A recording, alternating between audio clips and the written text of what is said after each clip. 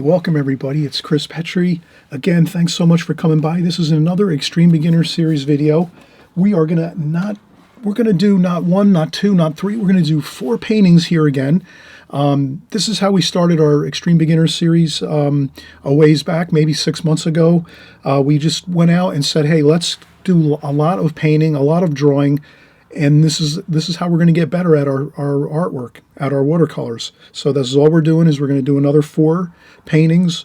We're doing an interesting cityscape first. Then we're going to do a beautiful house in the countryside. Maybe it's like a farmhouse with a barn next to it.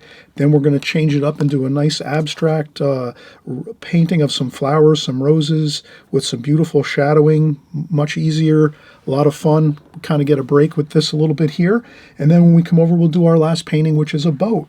And this is a boat in a boatyard, in a shipyard, and they're doing some work on it, and they're painting and getting it all ready and prepped for another beautiful season of boating. So we're going to do all these gorgeous paintings all here on this one video. I'm really excited that you're going to join along, do the video, and do this tutorial at your own pace, whether you want to do 1 painting per day. Maybe you want to do all of them in one weekend. Maybe you want to do this 2 or 3 different times. Maybe one weekend you do all 3 or 4. Then maybe in a couple of weekends after that, try to do the same thing. Try to do 3 or 4 paintings in a row, and do them, rapidly. Get them done, and just move on to the next one. And if one comes out good, one doesn't come out good, no big deal. The thing is, the more you're practicing and doing one painting to the next painting to the next painting to the next painting, you're just going to get into the flow and into the process of just learning all of the basic steps you would use in watercolor that we show you here on this channel. So my basic goal is to show you the basic steps that you need to do each and every painting. Doesn't matter if the subject matter changes, you're going to get those same methods and techniques each painting as you go.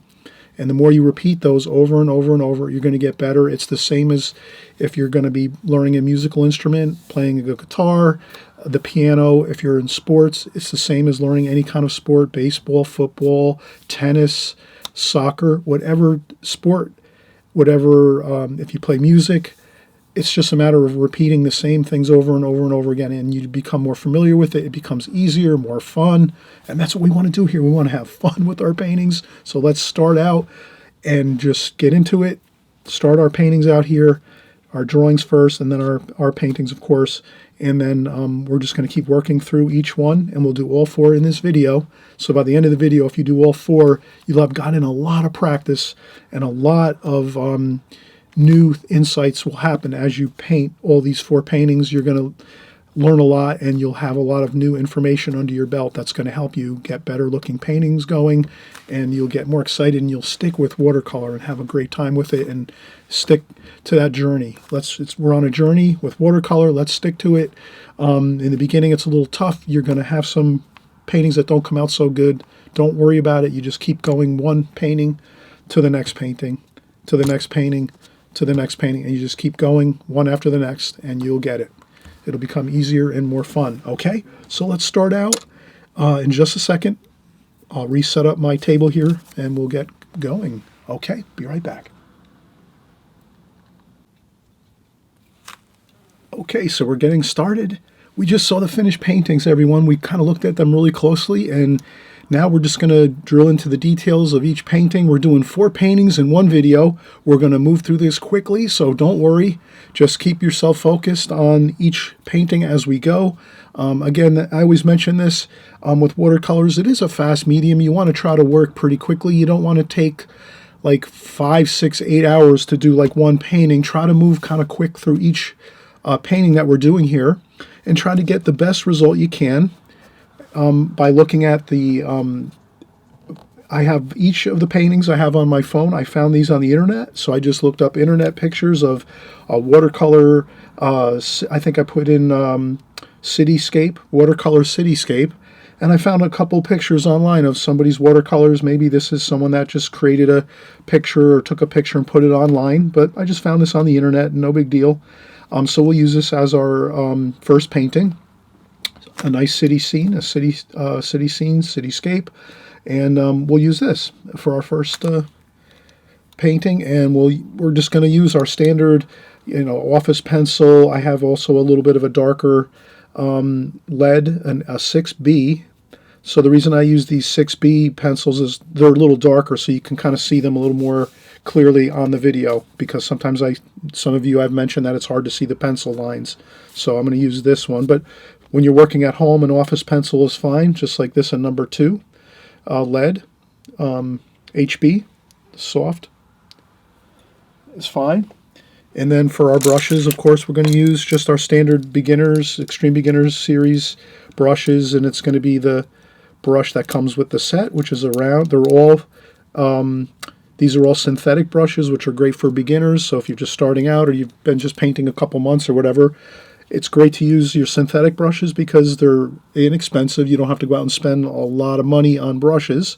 And 2, they handle really good for beginners, because when you're a beginner, you don't want too much water flooding onto your paper and in your palette. And if you have synthetic brushes, they don't hold as much water. They hold only a little bit of water when you dip them into the water pail. So you wind up having less water to deal with, which will be a good thing. So using synthetic brushes in the beginning when you're a watercolor artist is going to be a big help for you. And again, these are just the this is the Princeton Pro Art series brushes. They come like in a 5 or 6 pack like that. So you get a couple square brushes, you get a couple round brushes, and these are excellent, and they're very inexpensive. And then I have also a Simply Simmons number 6 round brush. This is a really good brush. I got this years ago, and synthetic brush, round brush, works really good. And then there was another one I've had for many, many years, a number 2, and it's the Princeton Pro Art series, Art and Brush Company. It's a shader number 2, which is basically like a real small square brush or flat brush. You can kind of see how that's pretty much like these 2. So just a little bit smaller than that one there. So those are our brushes, our pencil. I have some paper here, watercolor paper. I'm using the I think I'm using the Fabriano artist or student grade Fabriano paper here, watercolor paper. And then I just section it off with some tape, some art drafting tape or artist tape, so that we can make sections. And then we'll just keep moving our we'll move our phone around. The next one we do, we'll paint over on this side and we'll lift up. I have some paper here. This is printer paper, so I just put printer paper over the top of the watercolor paper here, and I already have this sectioned off with some artist tape, and I use different artist tape.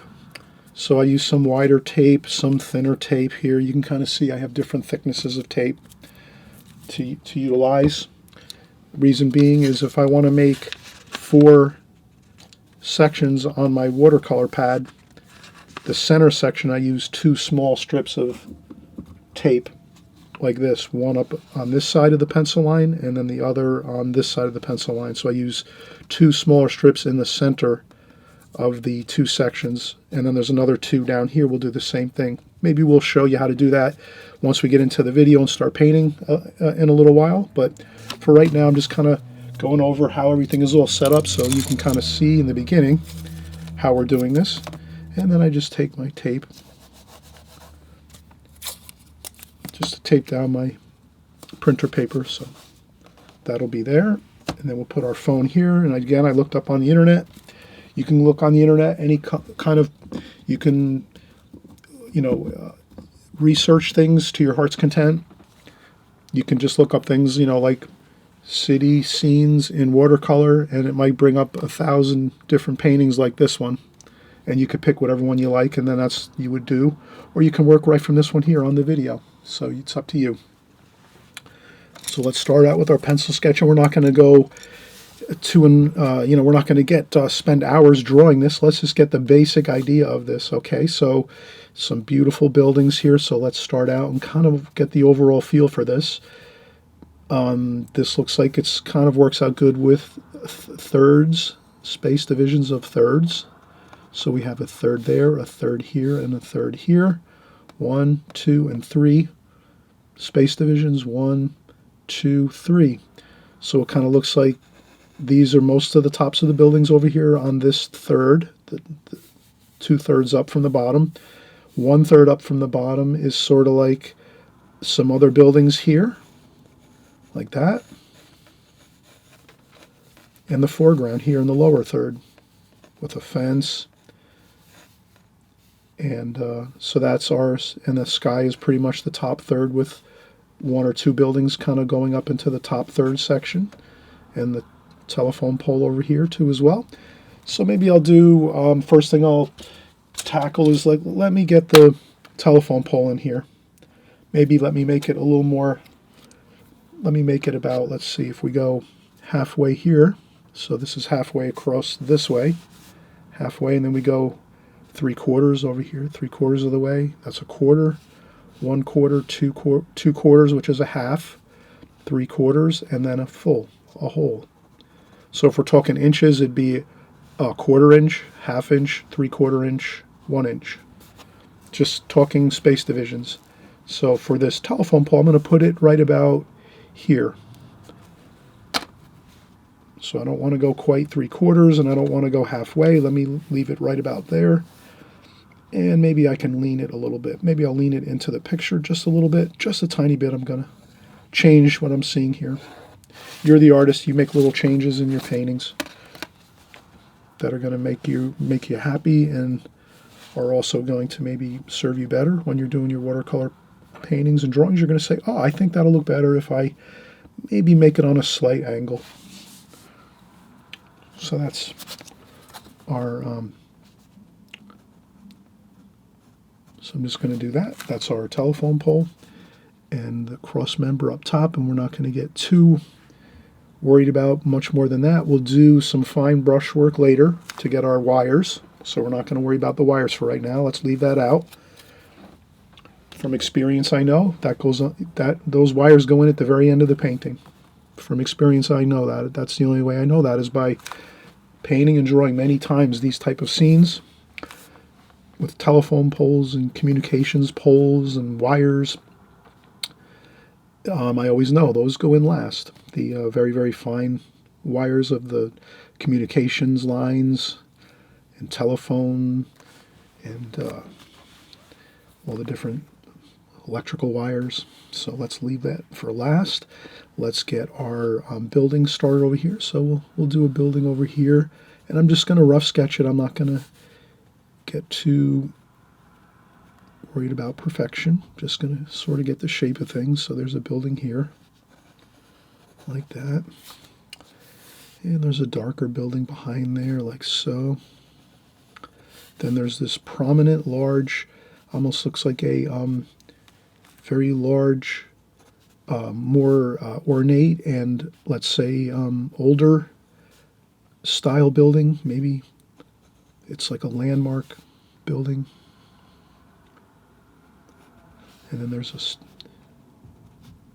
a conical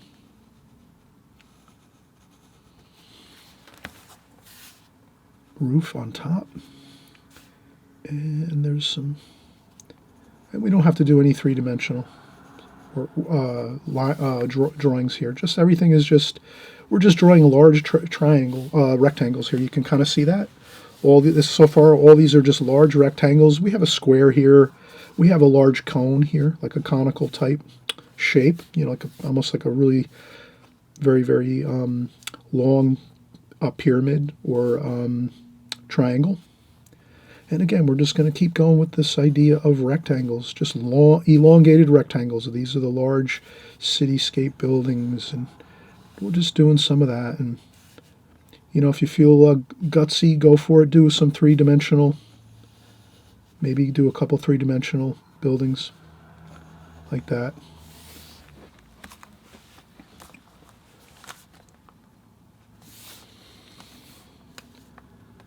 But don't feel you have to. You could just stick with all rectangles, and if you want to use a ruler, to do this drawing, that's fine too. You could take your ruler and just start doing your rectangles with the ruler. You can do the tops like so.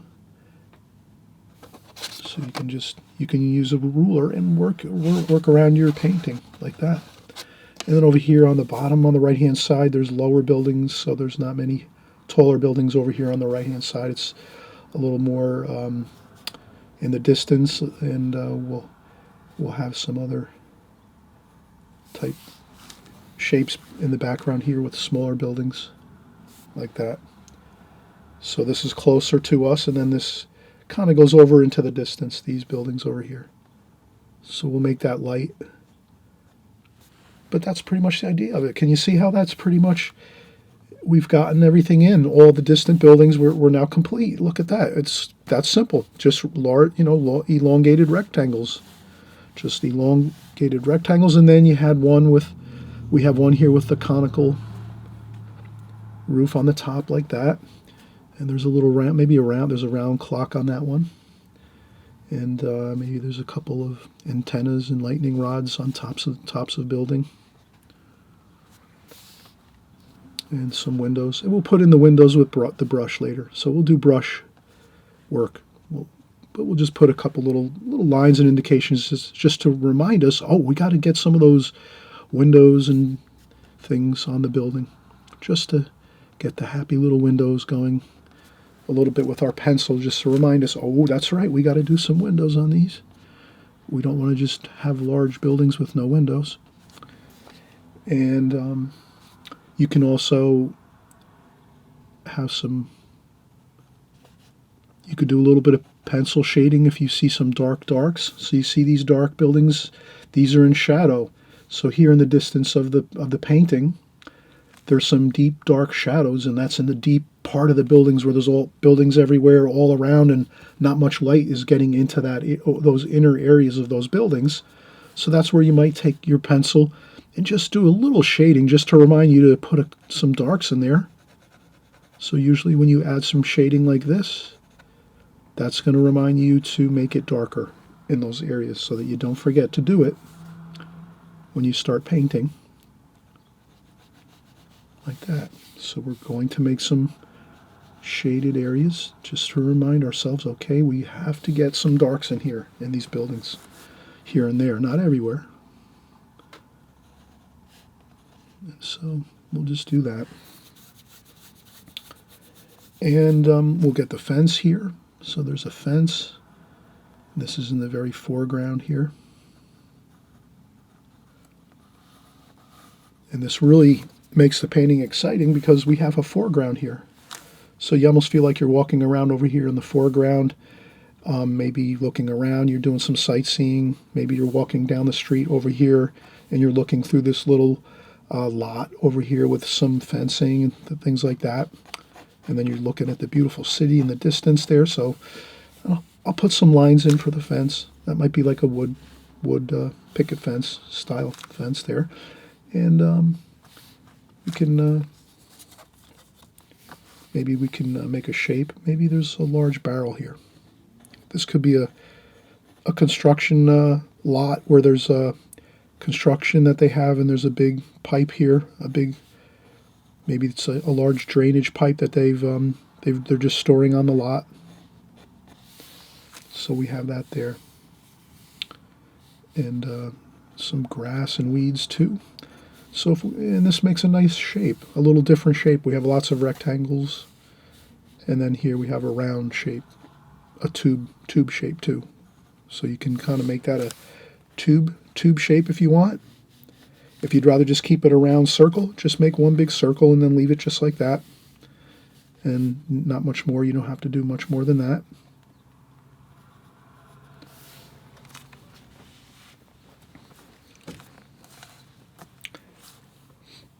And then also too, there's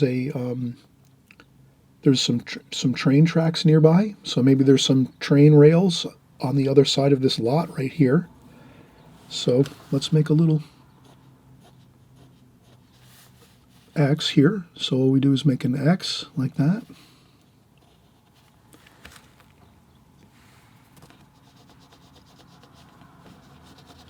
I need to do that over again. Like that and like this. And that's all we have to do for that X. And then we can draw in the rest of it. So if we just get two lines like so. So you get your first 2 lines started, you do an X. And then once you do your X, then you can draw in and make the rectangles. So we just did rectangles actually. 2 rectangles, just like that. And then I'll make the pole like that. And that'll kind of,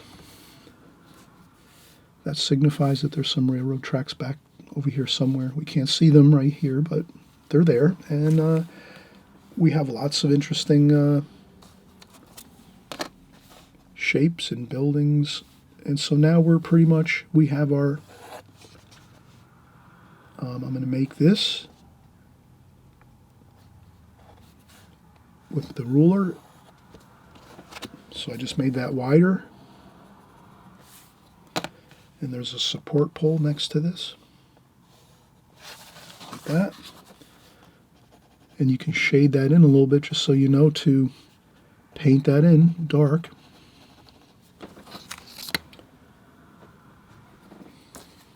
And then maybe just a couple wires so we remember to do those 2 later.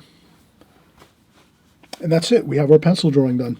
And now you're going to see how beautiful this goes. Once we're done with our pencil drawing, we're going to just get right in here and do some glazing technique, which is we're going to do some light washes over the whole entire paper here.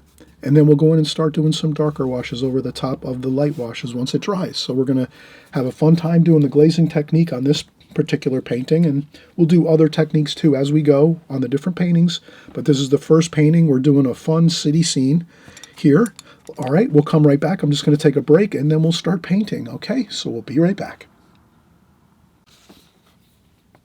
Okay, so we're continuing on here. I always want to mention too, you saw how we did this drawing.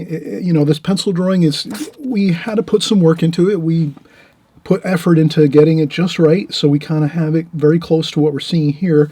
But always remember, once you distill everything down and really look at it from just like a basic abstract type of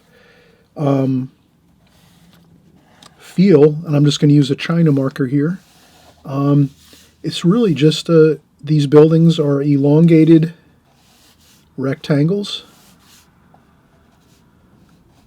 for the most part, and then you can just see how just elongated rectangles, right? And then there's some over here. These become more like squares and rectangles, smaller versions of these. There's some darker darks in here, in between the buildings. We want to capture that.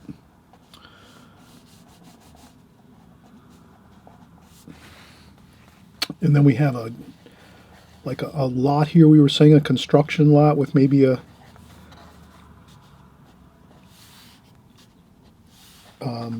drain pipe maybe that's stored here on the lot, and a fence over here,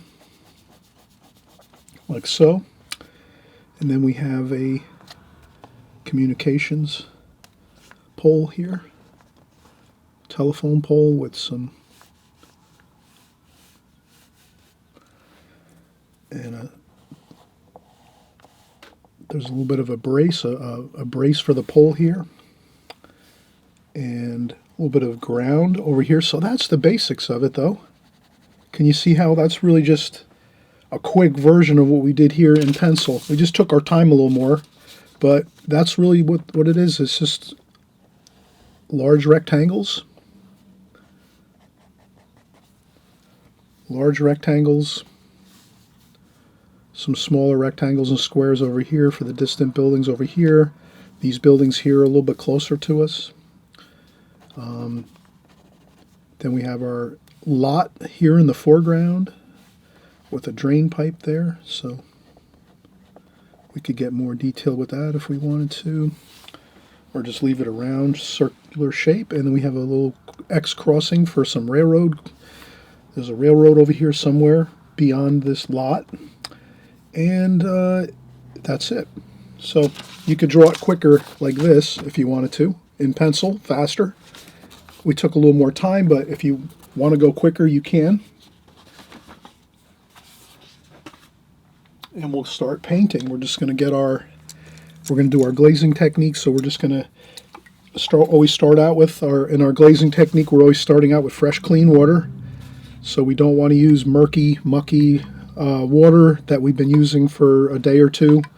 You always want to keep changing out your water all the time in your water bucket. That'll keep your paintings looking much more fresh and pure looking. So now we're going to use these same colors for the most part. So let's go right in, and first thing we'll do is just some fresh water on the paper. Slosh it on there, throw it on, because this is just the first glazing, which is going to be super light, and we're not going to be fussing around. We're just getting some water on the paper just so we have a good feeling of water flowing across this whole scene. That's it.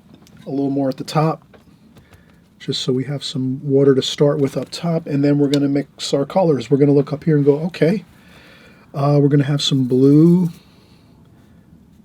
some darker blue there, maybe a little bit of brown mixed in to give us a little bit of a grayed down blue.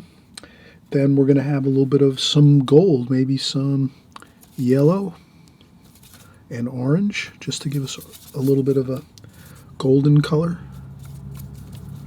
A little bit of red maybe and orange. Okay, so that's a little too much red. I added some more yellow to that. And I think that's still a little bit of brown and a little more yellow. I'm trying to see what that looks like. It still looks more yellow, so I'm going to come up here. That looks better. A little bit of yellow, maybe a little bit of green. I'll usually tend to mix around a little bit until I get that kind of color I'm looking for. It's more of a yellowish green, like that, with a little bit of the golden.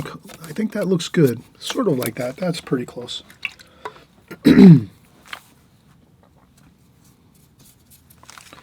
Okay, so now we have our colors mixed. Just a little more blue. And we're going to make this a very light wash. See how that color's really light? Or it's not too dark. And that's how we're going to get our first bits of wash on here. And just kind of flow it on the paper. That's all this is. You're just flowing your colors onto the paper that you've pre-wet. So you pre-wet your paper like that. And you're letting all the water and the paint do the work. You're not doing much work other than dabbing it on. Now you're seeing I'm working in some of those golden colors here. Across like that. Let it flow on down the paper. And that's about it, really. Let's go with a little purple. And since I'm putting purple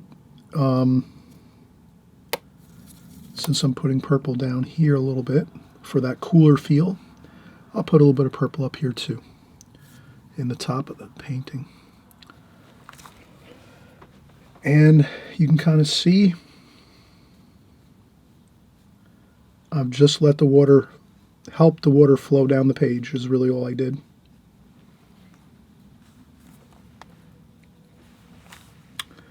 And then we can get some red and orange here, a little bit of brown mixed in. And we'll just do, okay, we'll get a little bit of the gold, the brownish red buildings. There's a couple brown and red. So again, I'm going to try to start to get a little bit of the other colors just on there a little bit anyway. So I want those other colors to flow around the painting just a little bit.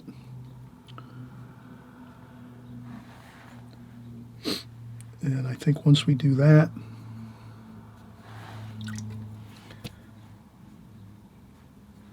and a few up there like so, just to mix those colors around. And that's it. You have to let it go now. You cannot work anymore. Once you get these first bits of watercolor wash on the page, that's when you have to let it go. You can't keep mixing it around and painting over it.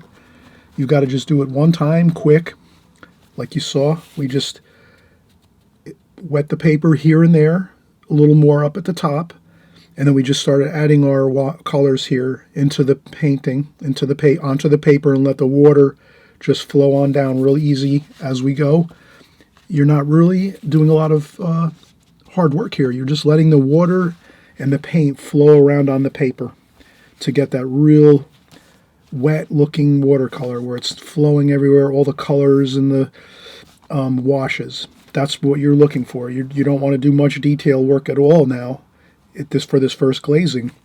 Now we're going to let it sit, and we'll come back and start doing the darker darks. As you can see here, there's many darker darks in this painting, and that's going to be our next glazing. So the first glazing is all the underpainting, the really light washes. Okay, so that's really the basics of it. So we'll come back in just a second, and we'll start doing our second glazing. The only thing here is you have to let this dry 100%. So you could do it two ways. You can leave this go for about 2 hours, 2-3 hours, let it dry that way naturally, or you can use a blow dryer. So what I might do is I might shut the volume off on my camera, and then I'll just use the blow dryer, just so you can see that I'm using like a blow dryer to dry off my painting. So it just reminds you that you do have the option of letting it dry naturally or using a blow dryer to speed up that process, so that you can maybe take 5 minutes, blow dry it off, and then you can go back and start painting, 5 or 10 minutes later. Okay, all right, so we'll be right back. And I always mention, are you having a fun time watching this video? Are you enjoying it? I hope you are, and if it's your first time here, really want to welcome you and say thanks so much for coming by. We're always doing great work here on my channel. Extreme Beginners series especially, we're really focusing on the beginner watercolor artist here, just starting out. You don't need high level details of things and all kinds of technical stuff that's going to blow your mind and you won't be able to follow it. You need simple steps to follow that are going to get you the results you need, and that's exactly what we did here. We did not do anything really super difficult here. We did the pencil drawing first. That's pretty much straightforward. And then we're doing the glazing technique. So we talk about glazing technique. Wet the whole paper, wet the paper with lots of water, a little more at the top, and then you get your colors you're looking to match here, and you just flow them onto the paper and let the water do all the work and let it flow on down just like that. And now you're ready for part 2, which is the second glazing over the top of this one, which is going to be the darker darks, the darks. And we'll have that second portion of this painting underway in just a few seconds. Okay, so we'll just dry this off and then we'll be right back. Oh, and I always mention too, if you can, feel free to subscribe. The subscribe button is right there on the right-hand side below the screen here. This way you don't miss out on any videos. We're creating videos every week on my channel here, and so if you click that subscribe button, all it's going to do is just let you know the next time you come onto YouTube in a couple days. If I have a new video out, you'll see it, and it'll be right there on your YouTube page saying Chris made another video. And that's all it does. Is the subscribe button doesn't do anything other than let you know I made a new video. So don't worry about it. You're not getting any emails or text messages or anything like that. It's basically just YouTube's way of saying you like my channel and you want to see my videos. So YouTube's gonna put my videos in your channel so that when you open up YouTube, you'll see my videos first, and it'll show you Chris made a new video, and here it is. Okay, so we'll be right back.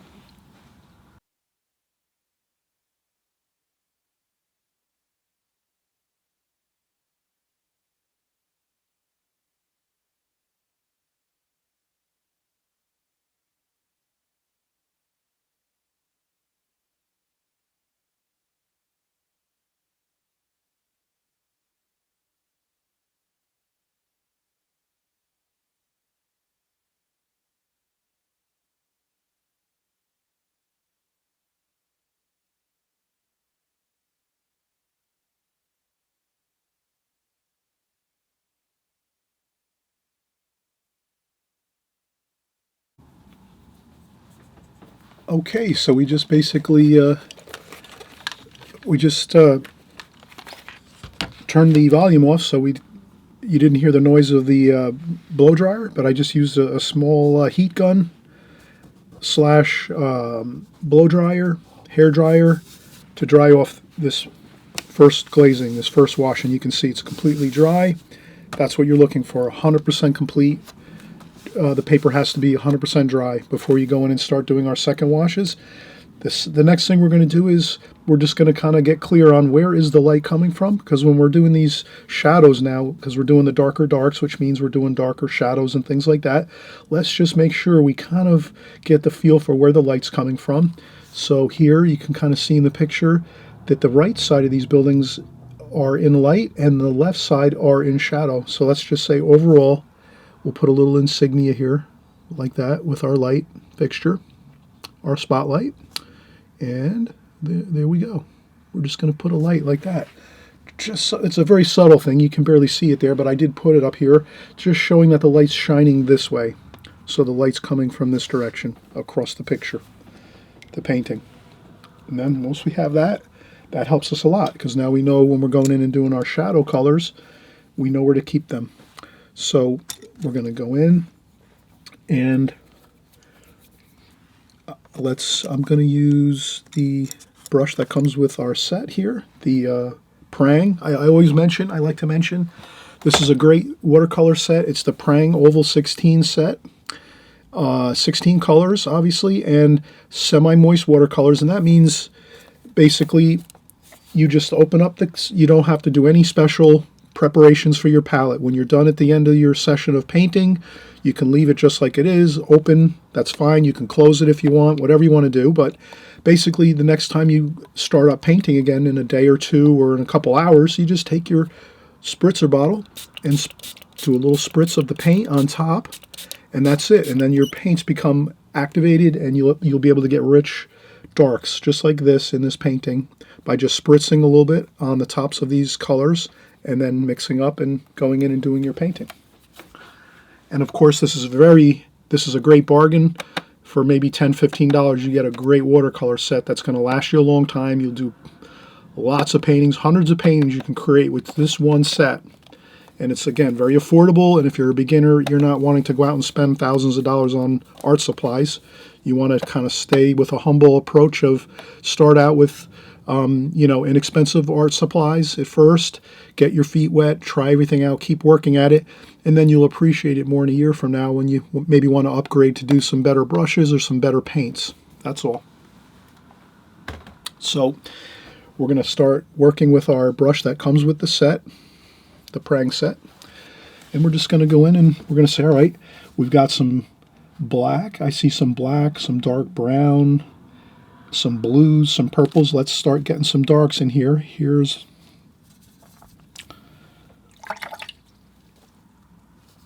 some black mix.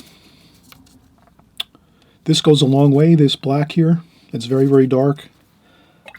I always try to keep a paper towel or tissue to dry off the brush a little bit so that I don't get too much water in my mixes, because we're doing darker mixes now, so we don't want to have, we want to keep these mixes nice and dark and rich. So let's do that. So now I'm just going to get my top of the building here, and then I'm going to rinse off the brush, dry off the brush with the water, and then just sort of mix this on down to make a little bit of a lighter color, a little more of a lighter blackish brown, like that. And there's the clock on the top of the, maybe a little bit of purple in there, I think I see.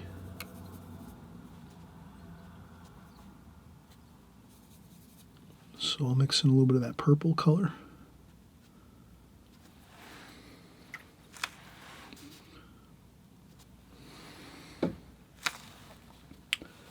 And then let's see, we have some purple and some blue over here with some green.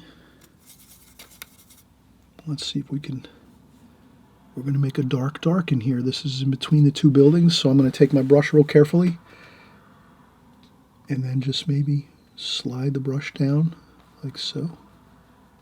And I basically just hold my hand on the paper and slide my hand like this. So I'm sliding my hand like this while I have the brush pressed down like that, and then I slide my hand. You can get a pretty good straight line like that. So that's a pretty good technique to use. And there's some more. There's a darker building over here like so. So now's where we can, now is a perfect time to paint around this. Perfect time to paint around that railroad sign. Because we have a dark back here like so. So that's what we want to do. We want to try to negative shape paint, as they call it, which means you're just painting around an object and the object appears when you paint around it. So we paint it around this X like so, and then it appears, and we say, oh wow, look at that.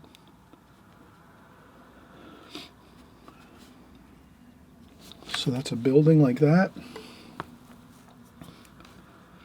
And we have some darker darks. Let's go with some darker darks here. And let's say if the light is coming from this direction, then this is going to be like that, darker in here, like so. And then the fence over here is a little darker, brown, black. Let's use some brown, some black, some red, orange, red, orange.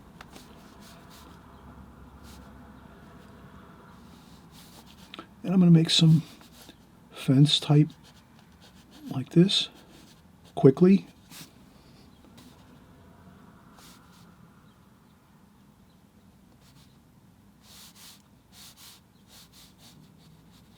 Like that. Splash some water on there, maybe a little bit of orange. Mix some colors around.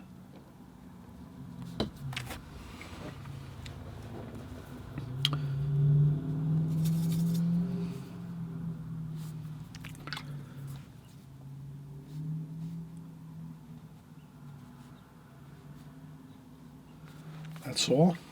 Mix some colors around. That's all you have to do. Like that. So I use some brown, some orange, a little bit of purple in there. Put a little bit of purple in here too. There's a little bit of light. Maybe somehow it's kind of maybe going through the fence. Maybe there's a hole in the fence here and you'll see some light peeking through. Just like that. That looks good. And you can kind of see we're starting to get some darks around the picture.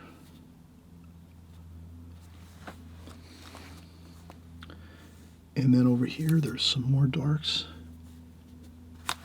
Now you have to be really careful. If you're painting down here, you might want to let this go until you're finished with the up here. So if you do move around your paint around your painting a lot, you just have to always remember that you don't want to lean your hand into the paint that you've just painted. So that's where you have to kind of really be careful. So I would say if you can work from the left over this way, it's much better. I kind of broke my own rules here that I have usually. I'll try to usually start on one side and then just work my way across the painting from left to right. Or if you're left-handed, you'd work over on this side if you're left-handed and start here and just work your way across the painting this way. This way you're not leaning into the paint. So just a little thing to remember. So I'm going to stick with that game plan now and start to maybe work over here on the left side. Like that. I'm getting in some of these darks, as you can see. And there's another bit of dark over here. Like that. So I'm just going to make some shapes of darks. Mixing around colors too. I don't want to have the same dark everywhere. So you can kind of see how I did this. Bluish green over here for the dark. Then more of a brownish black over here for this dark. So I'm kind of mixing around the darks. Then you can mix some middle tones, so it's not quite that dark, and you can start doing some of these darks over here. You can even take a new brush. Let's Let's use this medium-sized square brush or flat brush like that. Like this, and then let's get some of these. There we go.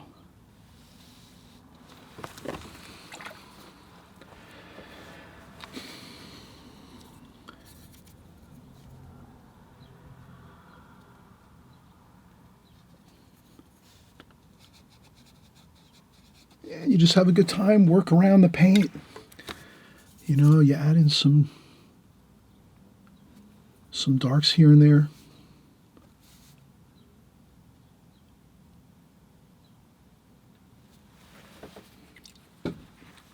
Over here, some blues and darks.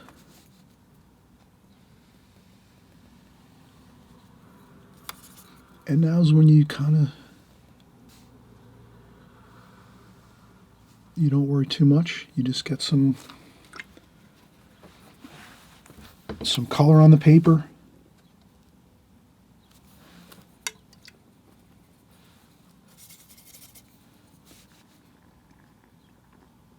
I'm going to do this over here. So this is the shadow side of the building, like that.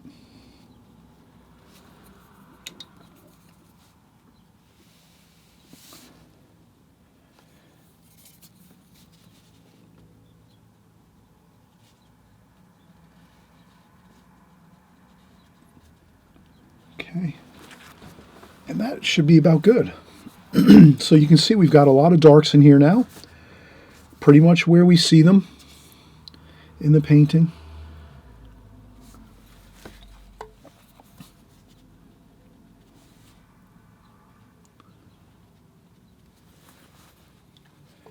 And then we have a little more dark over here.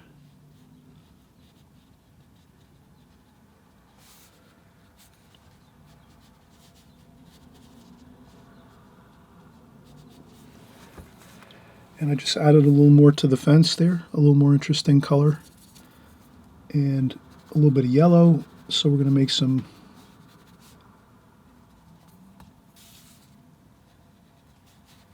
put some yellow in the bottom here for the grass. So there's maybe some grass over here in this lot, like so. Let's go in with some really, really dark black and just put that more of a darker shape there, like so. Like that. And we will, let's see what else we can do. This is pretty much, I think all we need to do now is let this just dry a little bit. We might be able to, let's continue to work here. Let's use our Simply Simmons number 6 brush with some medium tones here with some black and blue and brown. Just mix up a nice kind of a grayish color, dry off the brush a little bit. And let's just do a couple, we're going to do some windows on our buildings here. Just quickly, let's do those. Just have a little fun, just dab on some window shapes like that.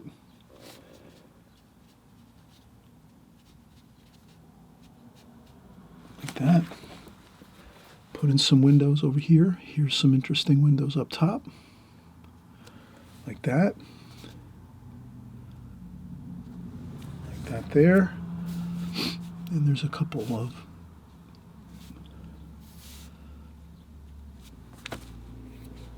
these are just a couple other bits of details to this building. You could add a few more little dots here and there. Like that. And over here too, let's do some windows.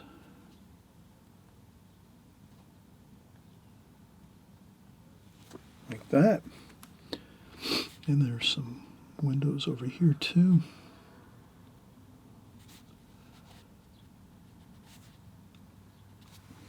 There we go. You can have a little bit of fun doing some quick dots like that. You could do some quick dots, just hit and miss. Don't worry about it. Doesn't have to be perfect. The quicker you do them like this, maybe the better they're going to look, probably. And then you just go in like that. A couple of these lines A couple more things over here. Maybe there's some lines like that. And I think that's looking very good. Let's do some. We'll do some bright color, like we're seeing in the picture. Like that. Then maybe we will take some paper towel and then just clean off a spot on the palette. And then we're going to empty our water. Get some fresh, clean water again. We want to make sure we're not using muddy water now. We want to kind of keep this. So I'm just going to fill in some areas there.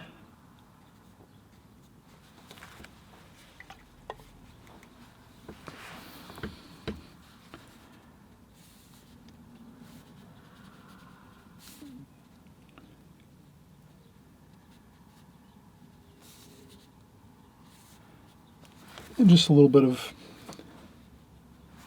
darker darks down here on the bottom. We have to remember we're going to do the telephone pole here. Let's get that completed.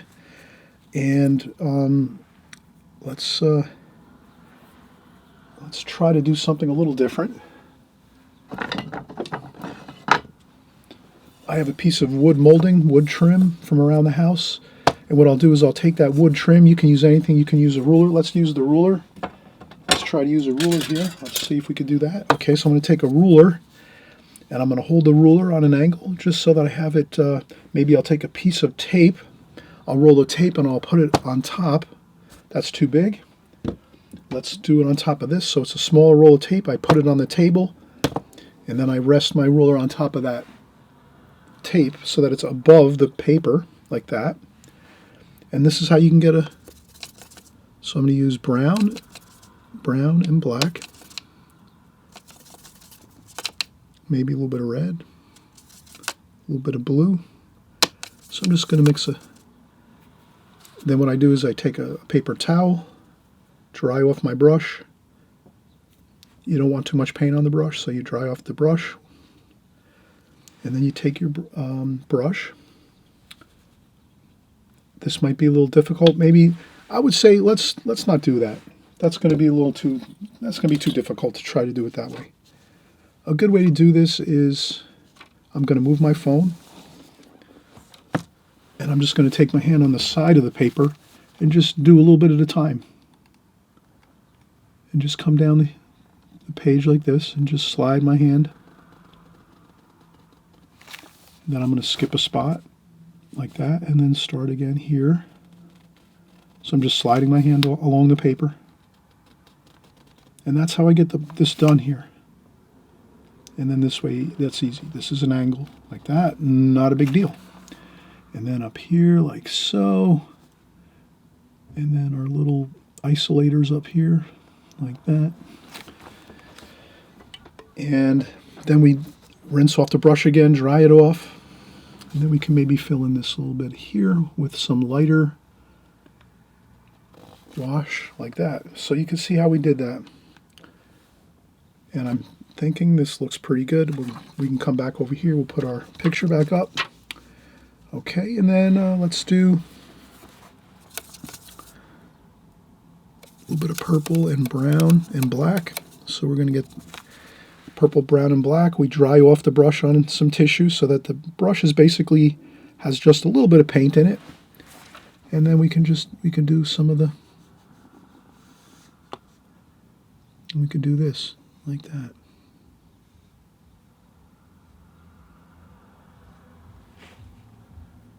And there you have it. Perfect. I hope you enjoyed this painting, and we're going to do 3 more. So we're just getting started. So try this one, work on it, get it done. You can do this one, and then once we're done with this one, you're moving on to another one. In this video, we're going to do 4 paintings. This is our cityscape. Hope you enjoyed this one here in particular. It's a lot of fun. If you want to add in a little more bits of interesting color, you can do that. Okay, we can do that there. So I'm just going to start looking over here and saying, all right, can we add a little more enhancement to this? Yes, we can. So we enhance it a little bit with a little more color. It looks like we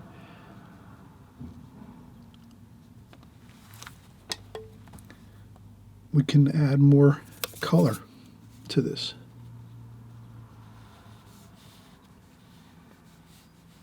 Like that.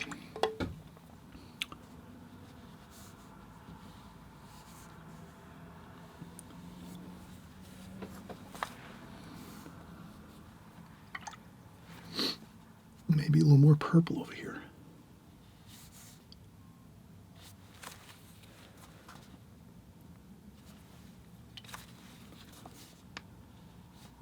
So you can always step back and look at your painting once you're kind of done and say, can I add anything to it that it's going to make it better? And we noticed that, yes, we did add some more color, and then there was a little bit of purple over here maybe. And then once we asked that question, can we add a little more color, because it looked like there's more color in this compared to this. And then that's all we did, is we went in and added some more color. And I think we're now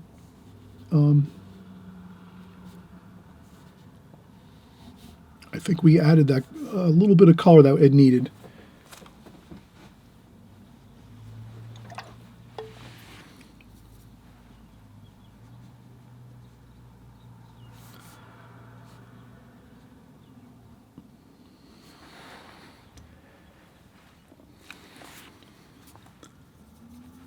And I'll just add a little couple splashes for a little bit of interesting effect. And that is good. Let us a couple of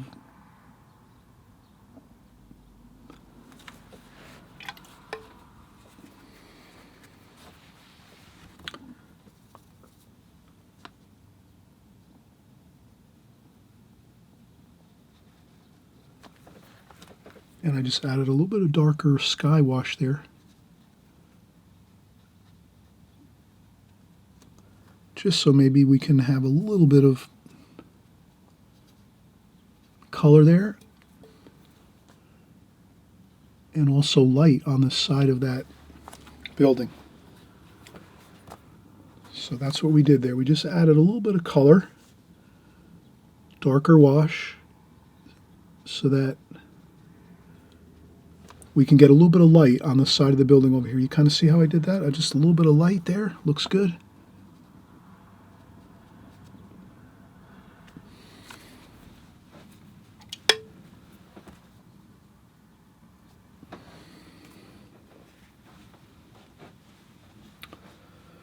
Okay, we're going to get started on our next painting. We're going for 4 paintings here. Not 1, not 2, not 3, 4.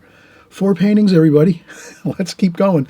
And I'm just going to rearrange my setup here so we can get started over here on this side. And we'll cover this with some paper so we don't ruin this.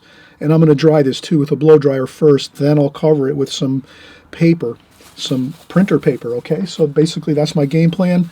When I go away for a few minutes and then I come back, once I go away, I'm going to dry this off with a blow dryer, cover it with some printer paper and tape it down, and then leave this side over here with our new paper. And then we'll have our phone here so we could use our phone to work from, and we'll do our second painting. Okay, so we'll be right back. All right, so I figured why not share how I'm going to do my next painting by lifting up my printer paper we had over here. So I sectioned off my watercolor paper, of course, in 4 sections, 1, 2, 3, and 4. And then I just taped off around the whole perimeter of this sheet of it's actually a pad, a watercolor pad of paper. And I just went around the whole outside perimeter with watercolor tape. Artist tape, and so everything has tape around the border of each of the sections. So now we're going to cover this with our printer paper. So we're just taking our printer paper from here and then just transferring it over here so that we can cover our painting that we just completed. We don't want to make a mess of that and get splashes on it and smudges and all that good stuff. We're going to try to keep that looking good. So that's what we do. We cover over that with our printer paper. So now we have this covered, and then we'll just take our phone and set our phone there. So this is where we're going to have our phone set up. I have a small piece of plastic just to cover my phone so I don't splash and drip on my phone. And let's do our second painting. Let's see what we have here. All right, so the first one we did was the city scene. Let's see, what can we do? Let's do, let's do like a country scene. So let's do this. Looks like a barn style structure. So we're going to do this, and this one's going to be more, we'll do the glazing technique on this one as well. And this one is going to be fun. Let's get started with our drawing. So basically, I'm going to zoom out just a touch here so we have, okay, so we can see pretty much all over here fine. Okay, there we go. All right, so we're just going to, I'm going to make a border around my tape just so you can kind of see my border of my painting. Like that. And we're going to take this and just basically draw what we see here over here. So the first thing I notice is, again, we're working with thirds. Thirds seem to really be a beautiful, natural way to divide up a painting, the sections of a painting. So 1/3 here, 1/3 here, and 1/3. So you have the bottom third, middle third, and top third. Okay, and now when I look at this painting, the bottom third is about the tops of the hills. Then about halfway is actually the rooftops, about there. And then the top half even is all sky. So it looks pretty good the way it's set up. So we're going to just start here and say, okay, the hills are over here, so we're going to come over this way. And then over here there's some trees over here, like so. And then I'm going to start my roof over here. And I'm going to come across like this with our roof. And then from there we're going to come down like so. Then just about above here, we're going to have that roof here. And then we come up like so, like that. And if you need to erase a little bit here and there, sometimes, you might say, oh, I did not do that perfectly the way I wanted to. I want to get this more like that. That's better.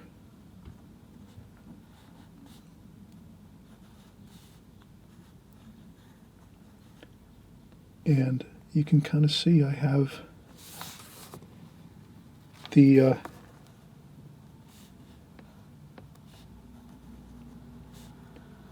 for the most part, we have the roofs looking good, the building looking okay. We're going to do and this is just, I found this online. I looked up online. I typed in, I think, country farmhouse paintings, and I found this, and I thought it looked pretty good. I think you'll agree. It looks pretty exciting, and it's kind of simple too, right? It's not too difficult of a painting to do and drawing. So I'm just drawing my, again, this is mostly rectangles. Rectangle here pretty much, rectangle here, kind of like a rectangle here, and then you have a triangle here, like that. So you have a triangle shape here, And that's pretty much the shapes of everything. And then up here is more like a rectangle up here, like so.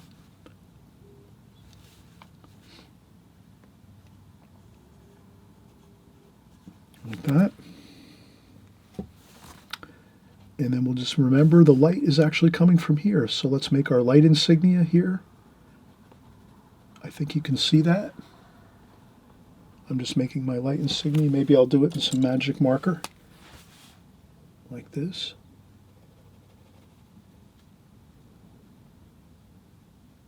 Okay, so that's the light coming from the right-hand side. And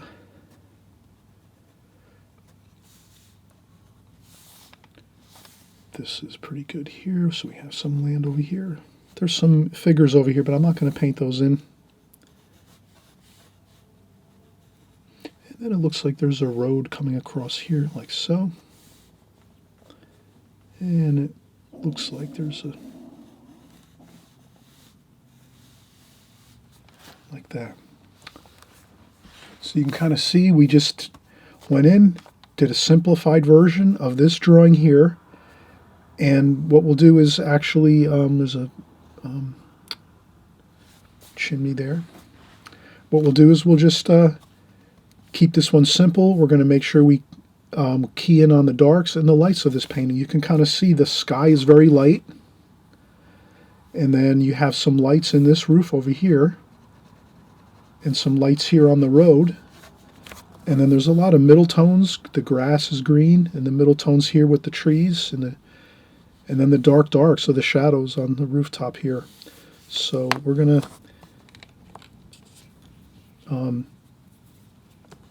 gonna lift up a little bit of this pencil line here. I went over that.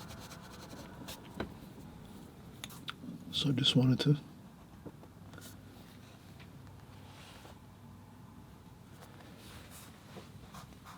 Okay. All right, so we got the pencil sketch done here. I think this looks good. And we're going to get started with our painting next. So let's take a quick break. And then once we take a break, we'll come back, we'll clean up the palette, and we'll start painting. And we're going to do this again with the glazing technique.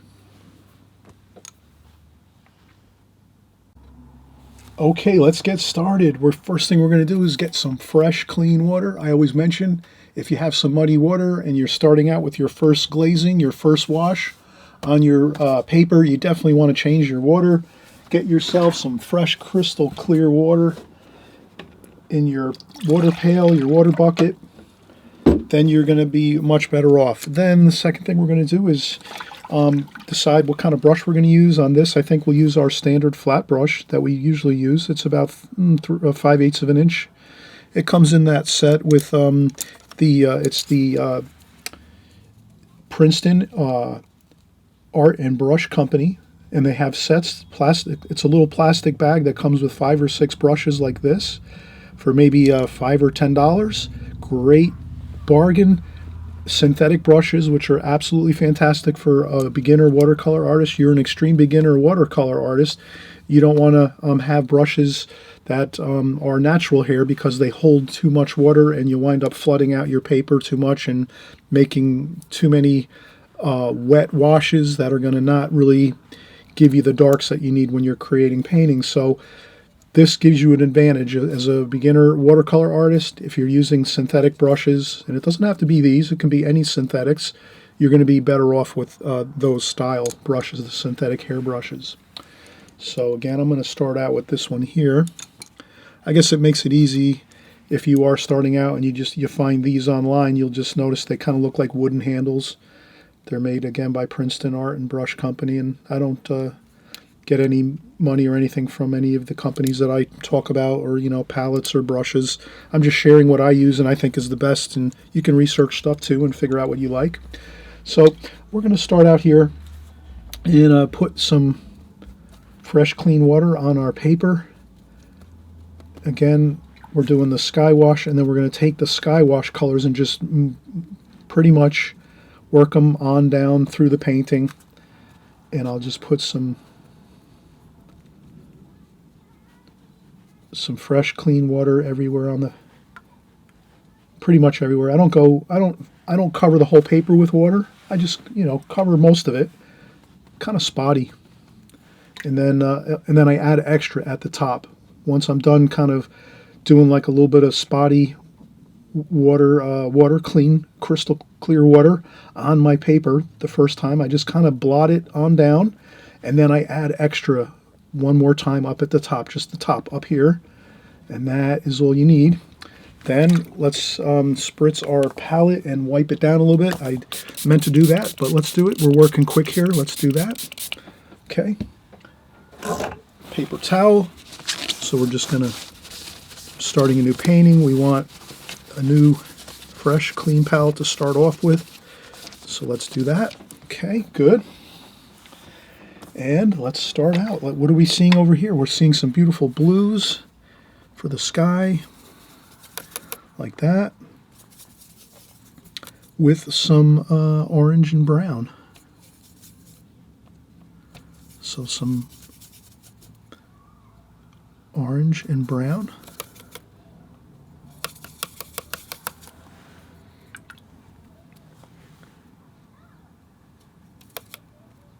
So now I'm just going to mix out what I think I'm going to need. And I think that looks good. We have a light wash. We don't need a really... And then we're going to see that the angles are going this way across the painting. The sky kind of has some angles to it. So let's do that. Let's just get those angles across the painting like that. Let's mix in a little bit of the darker. And then as they go across, they go a little bit more straight. So you kind of see how I started more on an angle like this with my brush strokes, like this. And then as I come down the page, they get more level, like this. Like that. Like that.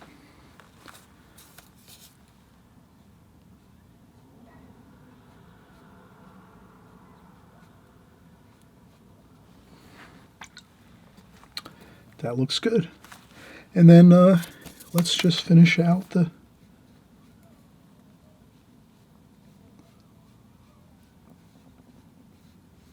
That's all. Just bring on that colors, those colors you see here. Just flow them on down the rest of the painting. But remember, it's light. You can see that, right? How light this is? And this is going to dry lighter too. So it's going to wind up looking like this, pretty light. The thing is, when you paint watercolor, it always dries lighter. So if you put it on a little bit like darker, right? Because it's going to lighten up from here. It's definitely going to lighten up. Usually, if you make it this dark on your paper, it's going to lighten up to this type of look, which is pretty bright. So just remember that, that it will dry lighter. So if you go a little bit darker than you think you might need to go, you'll be okay. And then we're going to take a little bit of brown, a little bit of orange, a little bit of more blue, and then we're just going to do a couple like that. Can you see how I'm doing that right now? While the paint is damp on the paper, but you only have a few minutes to do this. We can't do this much longer. That's really about it. And that gives us that really nice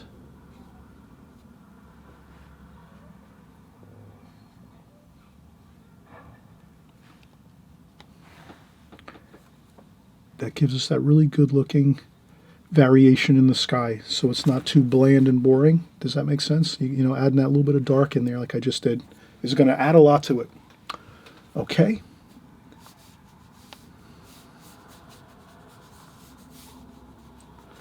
Perfect. Okay, let's let this dry 100%. Now's the time. If you have a hair dryer, you're going to use the hair dryer and completely dry this 100%. So that it's completely dry, and then we can come back in and start doing our darker darks. As you can see here, we have quite a few darker darks we need to put into this painting to finish it up. But we're really already halfway there because we have a lot of beautiful wash for our first wash, our first glazing, and that's the main thing. You get this first really light glazing over your whole painting. You've got a good base to work with, and then now you're just going to work on getting your darks in. The darker shadows, some of the darker trees, the roof, the shadow from the tower on the roof, and some of these other shadows, and then we'll be pretty much in good shape. All right, so let's take a break, and we'll come back in just a minute or two. I'm going to use the blow dryer to dry this off, and then once that's completed, I can start my second wash. And I always lift up some of that puddles of water that are at the bottom of the paper. Try to lift those up right away so that it doesn't back run into your paper. Okay, and there we go. And again, thumbs up the video if you like it so far. Leave comments if you think you want to leave some comments, some questions, whatever. And I always say, if you can, if you want to subscribe, on the right-hand side down below here, there's a subscribe button. All that does is just YouTube's going to alert you that I have created a new video. So next week, or you know, in the middle of the week, or next week on the weekend, you'll just notice that when you open up your YouTube channel, when you go on YouTube, you'll see a little alert that says Chris Petri made a new video. And then this way you can check it out, watch it. You can work along with us here. It's up to you. You're the artist. You're going to be working at your own pace and doing your own projects and working along with our videos too as well, and working along with us all here. So, but I always mention subscribing is really great. It helps me as an artist on YouTube, and as well, you'll get my updates all the time so that you don't lose me. And sometimes I know if you're painting along with us on this video, and if you don't subscribe, sometimes you won't get an alert, and then you won't know how to find me, and you might forget my name, and then chances are you might lose me and not be able to find me again on YouTube. So once you hit subscribe, it also means that you're not going to lose me on YouTube. You'll always have me in your YouTube channel settings, so that you'll always have me there, and you can find me in the subscriptions section of your YouTube channel as well. Okay, YouTube's a huge place. Millions upon millions of people on there, different artists. So if you do subscribe, you'll definitely keep track of what I'm doing and what we're working on here. Okay, so let's take a quick break and we'll be right back.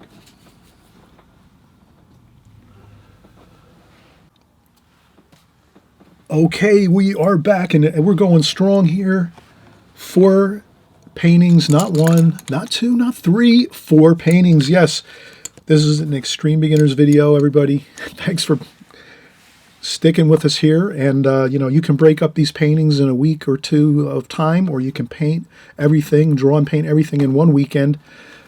You set your own pace. You're the artist. You do your schedule with your paintings as you need to. My point is, if you're beginning out, if you're just starting out in watercolor, your best way to get good and to get familiar with watercolor is to do a lot of paintings. So that's why we're doing 4 here. We're just going to keep working on the basic fundamentals of watercolor as we go, going over pretty much the same techniques and methods through each painting. And the more you repeat something, the more familiar it becomes with your line of thinking, with your mentality, the way you approach your paintings and your drawings as you go in watercolor. So all this is just a way to fast track to get you a really good start in watercolor. Because if you can get a good start with watercolor, paint a lot of paintings quickly, you'll get the hang of it really fast.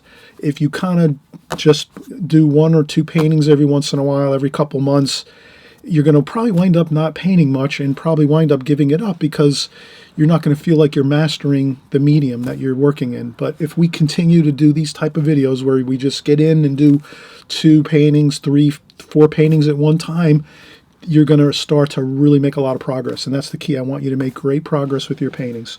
So again, we're doing our second painting, a beautiful kind of like a farm scene. This might be like a farm building here. And we have like a farmhouse and a barn next to it, conjoined. And we're doing the glazing technique for our second painting. We did our first painting in the glazing technique. This is our second painting, same thing, glazing technique, first wash over the whole painting. And then we let that dry 100%. So it's dry. You can use your blow dryer if you have, or you could let it dry naturally for a couple hours. Since you're just starting out and you're painting, I suggest using a blow dryer and just drying it off fast and continue working as you go, because you want to get a lot of paintings done fast. That's the way you kind of get better at watercolors. Do lots of paintings. Just keep doing it. Don't worry about it. If the first painting comes out lousy, that's okay. You're going to start your second one here. If this one doesn't come out good, chances are you got another third one you're working on. It's going to come out better. And again, take breaks, please. Please take breaks. Maybe you're going to do one a day, one of these paintings a day if you feel that's your good pace, that you feel is good. Maybe you want to do all these in one day. That's fine too. It's up to you. But let's keep going here. So we have our first glazing done. Now I'm going to use my Simply Simmons number 6 to start working our roof colors. And we're going to start seeing how the light is going to come to life here in this painting as we start painting in the darks. So let's look at the colors here for the most part and say, what are we seeing here? We got lots of similar colors that we started with. We have the blue and the brown. And then we have some greens. Let's start mixing in some greens up here. So we'll use these two greens up here, the darker green and the lighter green. Let's add a little brown to that just to mellow it out a little bit. And we have some darker darks. Let's get some brown in there, some brown up here, some purple and blue, darker blue and purple, and some black. We'll put the black over here in the corner. We don't want to use, that's very, very powerful. This black in this palette is very, very, very dark. So we want to make sure we kind of keep that over here and maybe not mix it up too much over here because that'll really darken stuff up really tremendously. So we want to be careful with that. So we have a good mixture here. We have some blues and grays and browns. And let's start doing our roof. So now the roof here is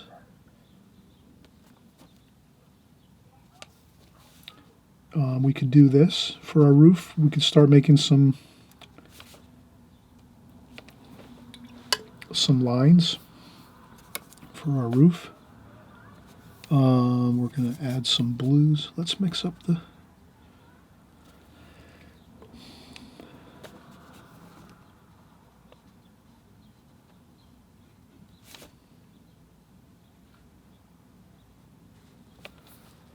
okay, so we're just getting some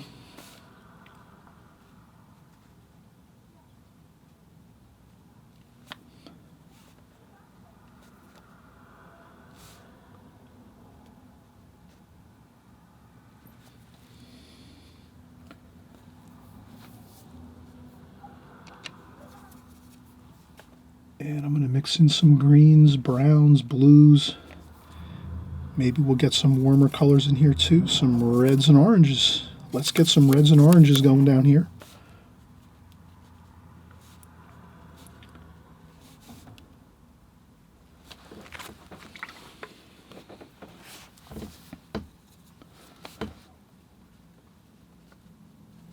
Leave some of those white lines in there.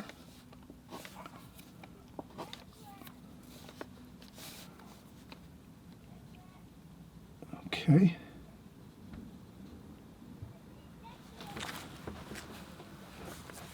And then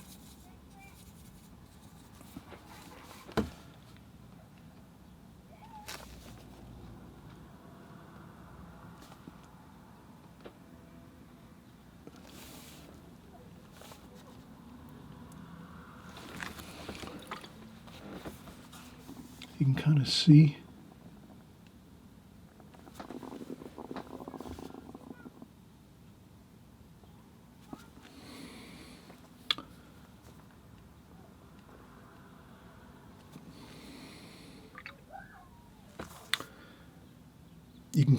how we were working the colors.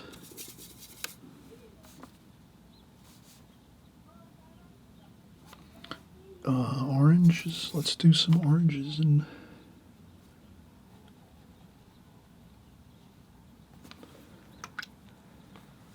some purple.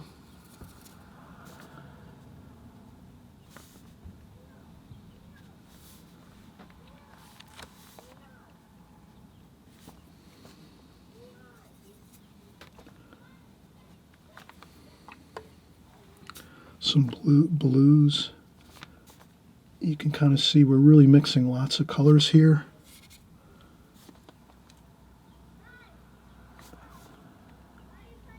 Essentially, whatever you mix in your palette and you take and put into your palette, that'll be your colors you're going to really start using as you go through your painting. Like that. And then more of the same.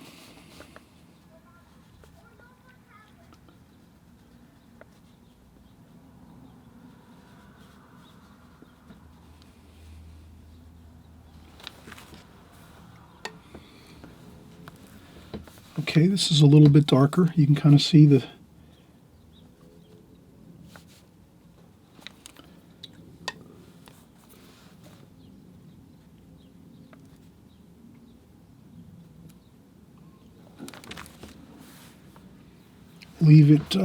leave it mixing and mingling. Don't worry about it being perfect, all the shapes.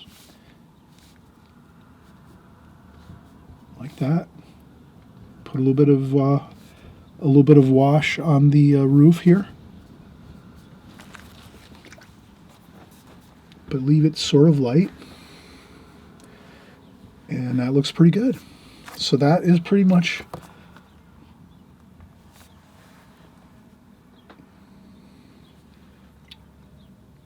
fine. Let's get some greens and some blue.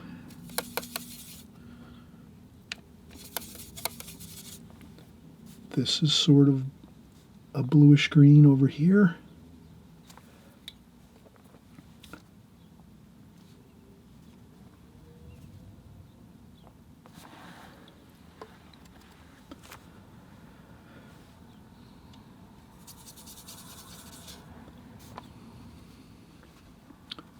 That's a little bit of green mixed with some brown.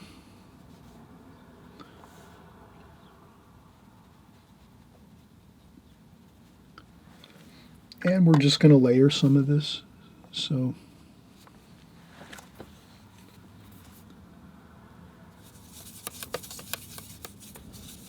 a little more yellow in your mix here, and you can kind of see right away that looks a little bit closer. It's a little brighter green.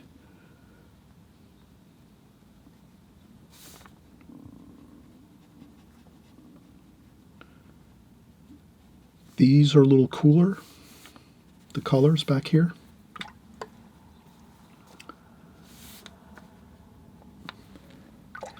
And then we're just going to take some of these colors here and just kind of go across the painting, mix in some oranges.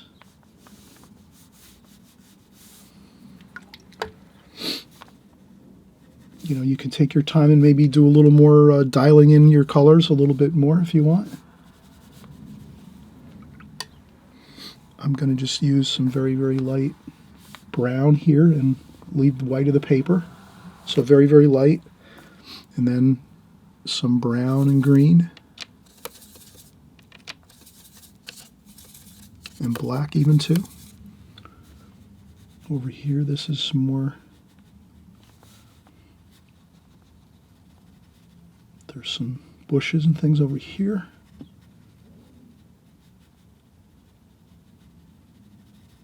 Like that. Maybe we take a little bit of splashing there.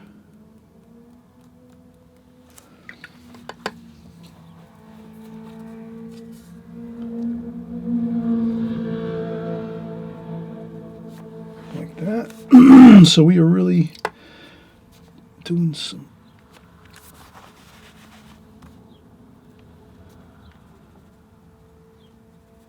green, a little bit of orange,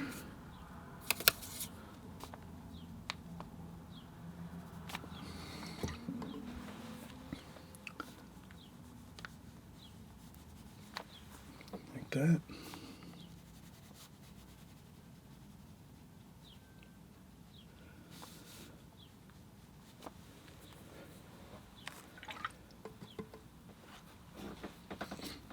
And then again, some more black. We're going to make a purple, let's say purple and black here.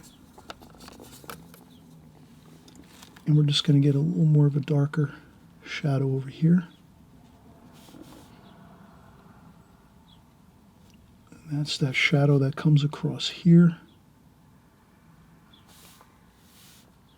Like that.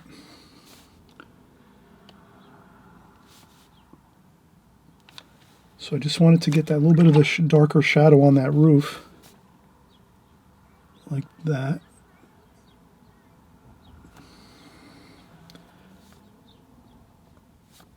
Maybe a little bit of darker shadows under here too. Like that. And then we could add a little darker darks for the windows here. Like that. And then you can see we've got this painting completed already. Look at that. That's all we needed to do, really.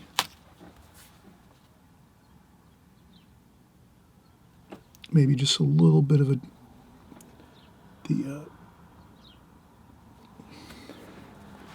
on the top here, there's the lightning rod on top of this bit of the tower.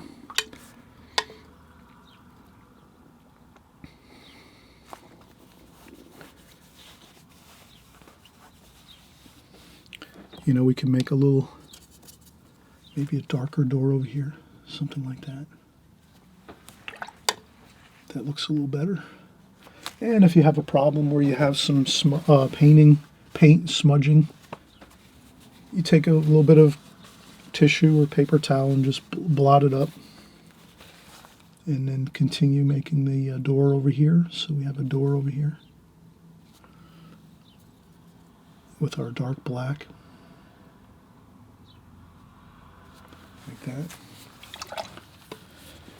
Maybe a window, another window over here. Like that.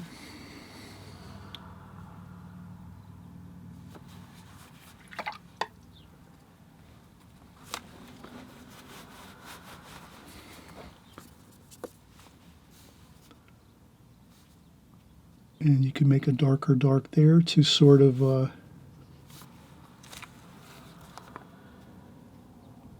make this a little bit of a clear line over here by this side of the wall on the building, on this house.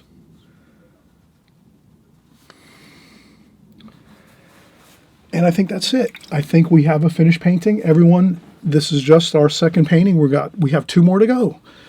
Let's get excited.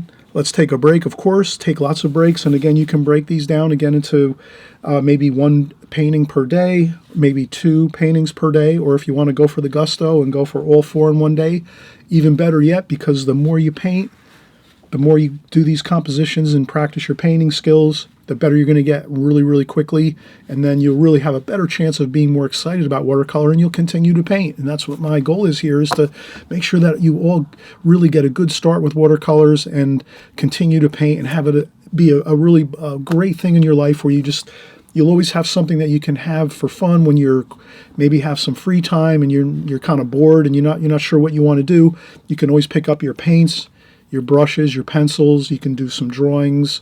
You can always do some quick paintings like this. You can go on vacation. You can take some things on vacation with you, some paints, your paint set, your brushes, your pencil, some papers. You bring a sketchbook with you, and you just have you do some renditions of some things you're seeing on your vacation, which is really exciting. You can do that too as well. Or if you have some weekend getaways you like to do, or visit friends and family, you can bring your art gear with you and a little duffel bag or a little small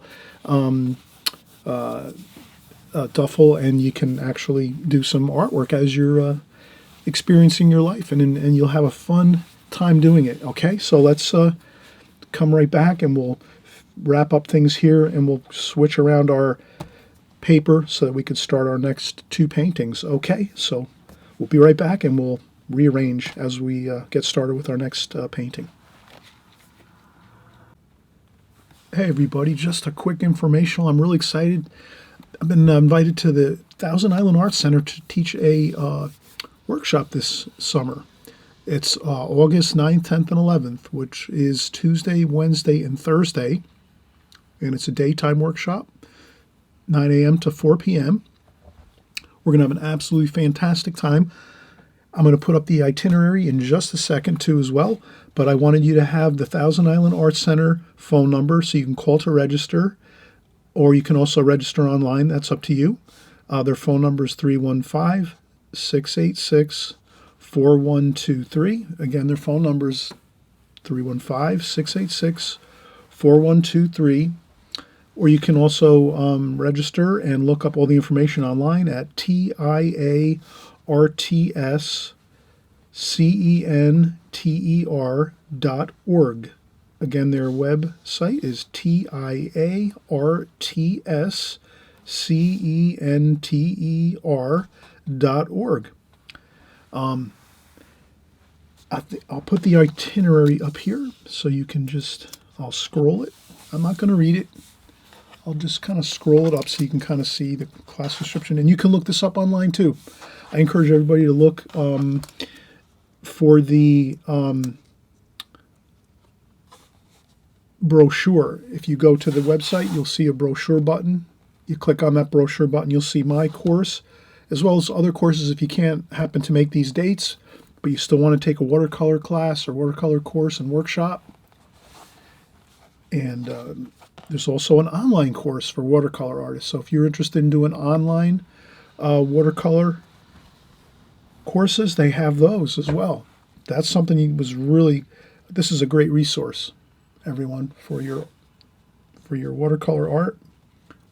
I know some of you mentioned that you wanted to inquire about online art and watercolor painting classes. I'm not doing them right now. I'm really looking forward to maybe in the future doing some online courses, but right now I'm just not geared up for that right now. So they have them though for those that want to do online courses. But just a great resource, and beautiful historic area, beautiful scenery, water and boats everywhere, beautiful architecture, shopping. There's museums. So that's the itinerary. And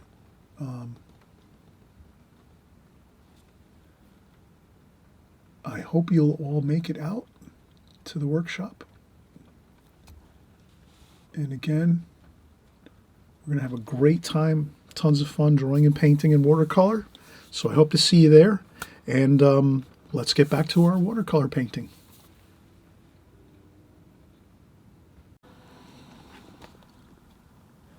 All right, we're doing the Extreme Beginners Marathon series here. We're doing 4 beautiful paintings. We're completed now with 2. So let's start to rearrange our setup here. Essentially, I had a large watercolor pad of paper that I divided into 4 sections for the most part. So now you're going to see, we're going to remove. Now this is where you have to be careful when you remove the tape. That one got a little bit. Go real slow when you remove the tape. It'll tend to, if you go real slow in removing the tape, it'll be neat when you remove it. If you go fast, it'll tear some of your painting apart. So don't do that. And there we go.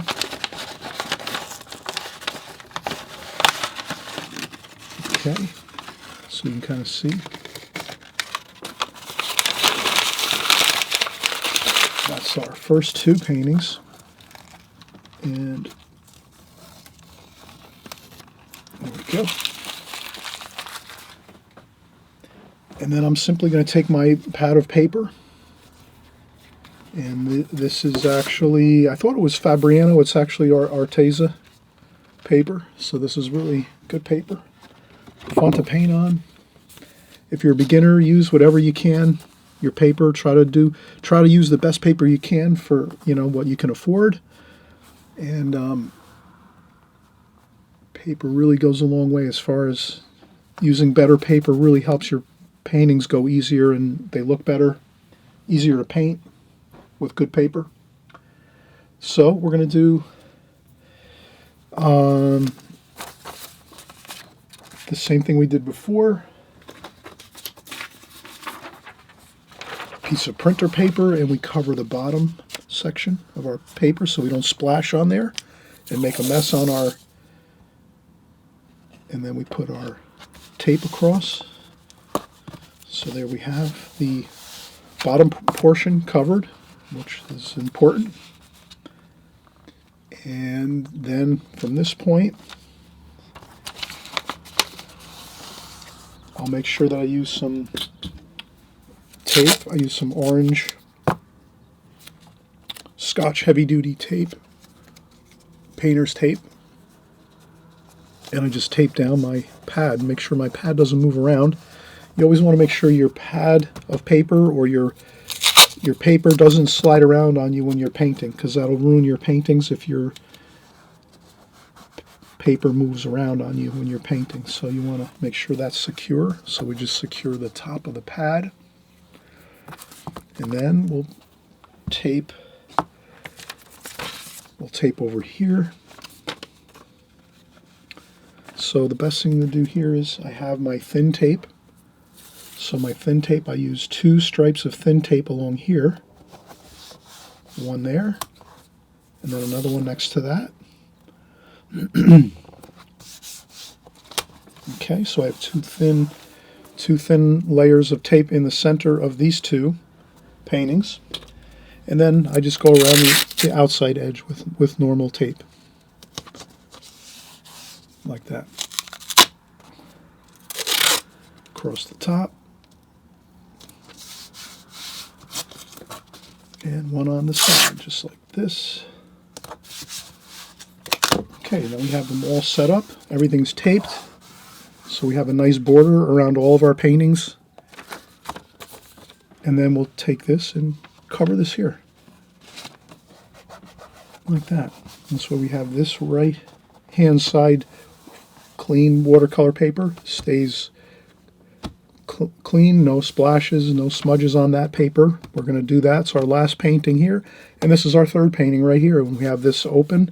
So this is the only section of watercolor paper on our pad that isn't covered. So we have everything else covered with printer paper and tape, so that we make sure we cover everything else. And then we're going to take this here. We're going to do flowers next.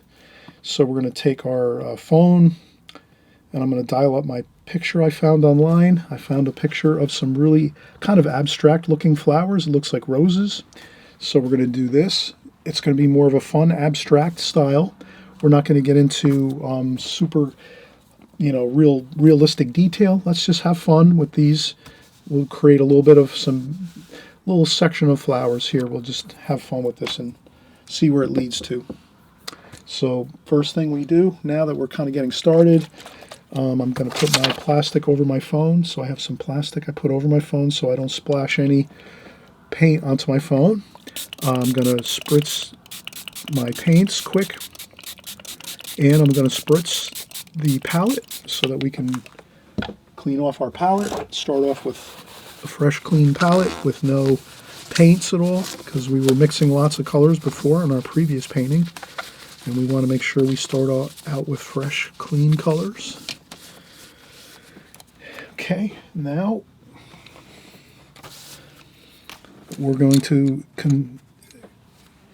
continue with our marathon here of watercolor painting, and this is fun. This is the Extreme Beginner series, of course, and let's do our pencil drawing first. So I'm just going to sharpen up my pencil here. I use a 6B pencil, which is kind of more,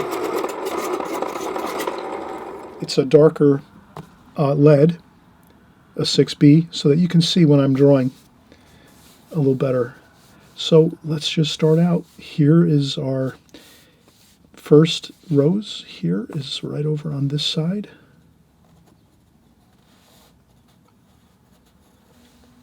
Like that. That's the first rose here we have, with the petal over here. And then over here we have a few more. We have a rose over here, and then we have another one here. And that is the stem there. And we're going to have some shadows over here. So this is pretty much a vase that is near some curtains or a wall behind. So we're going to have some shadowing that goes with this painting.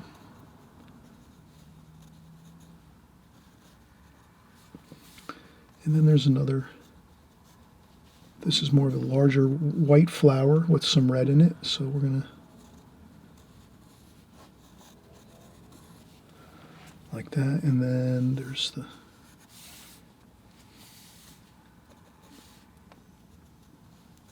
okay. So the fun of this is the flowers are sort of on the right-hand side of this composition, and they kind of lean into the picture frame like this.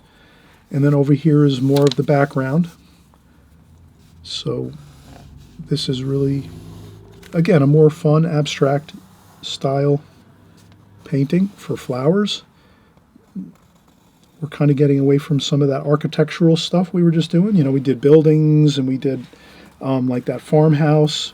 So when you do, you do a couple paintings of farmhouses and some city scenes, some buildings, some high rises and skyscrapers like we did. Now's a good time just to have some fun. We're going to do a little more colorful flowers with some shadows, and we're not going to really work too hard on this one. We're going to kind of have more of a freer, fun experience, less challenges with architectural style, things like that. You're doing more free flowing, fun flower shapes. So we just got our pencil sketch in. I think that's good enough for what we need to start getting in our paints. So we're going to take a quick break. Once we come back, we'll start mixing our colors, and we're going to do this one a la prima. So now we're going to change our method and technique a little bit with our painting here. We're just going to paint this all at one time. We're not going to do a lot of washes and overwashes and glazings as we did on the first two paintings. So you'll notice this one's a little different. This one might be, a good experience to try too as well. Doing the alla prima method, I paint in the alla prima method a lot. That's mostly my style, alla prima. But I do the glazing technique quite a bit too. So familiar with both, really exceedingly familiar with both techniques. So let's take a break and we'll start with our painting.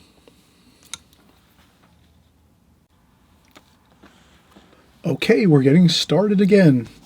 With our third painting, we're doing some beautiful abstract flowers here. These are roses. We're going to have a great time getting this painting going here. First thing I did was I changed out my water, crystal clear, fresh, clean water to start out with. That's what we always want to do each new painting. Even when you're doing a painting, in the middle of each painting, you should change your water in your water container a couple different times, especially if you're going to be doing some really light, very, very light washes. You'd want to have fresh, clean water for your very light washes, like a light blue or a light green. If you're doing a sky or some water, you'd want to keep your water in your water bucket very, very clean. You can also use two different water buckets. A lot of artists use that. They take two water buckets. They have one water pail. They go in there first and clean off the brush first in the first water bucket, and then they go in and use the second water bucket, and that usually tends to stay a little cleaner. So you could either use two water buckets to keep your brush a little bit cleaner and your water a little cleaner, or you could just use one water container and just change it very, very frequently. And I've also seen other artists use really large buckets of water, and they just use the top part of the water on the top of the bucket. So maybe it's a large, almost like a bucket you might use for working around the house in the laundry room and things like that, a large bucket. And you just leave the water bucket half full or 3/4 full, and then you just use the top portion of the water in the water bucket to use for your water, and then all the sediment goes to the bottom of the bucket, so you're always having fresh, clean water at the top of your bucket. So all different kinds of interesting ways. You could probably look up on YouTube, and there's probably a lot of different interesting, really cool ideas for using water containers for watercolor artists, but I tend to just like the simple change the water frequently with just the one bucket, and that works for me.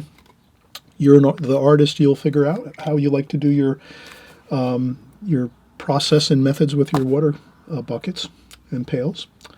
So let's start here. We're going to mix our colors first. Let's get some greens out here on the palette. So some light and okay, so that's pretty. I'll use a little bit of that. And maybe a little bit of brown mixed with this one. Like that. That looks pretty good. Kind of like an olive color, like an olive green. More of a bright green over here. And then we're going to do some darker, maybe some bluish green. Let's do some blue and green. Purple, blue, green. Touch of brown.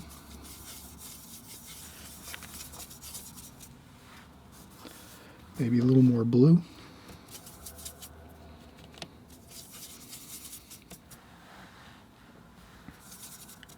Brown. Okay, that looks pretty good. So we have some good greens mixed, and let's mix some reds. This will be for our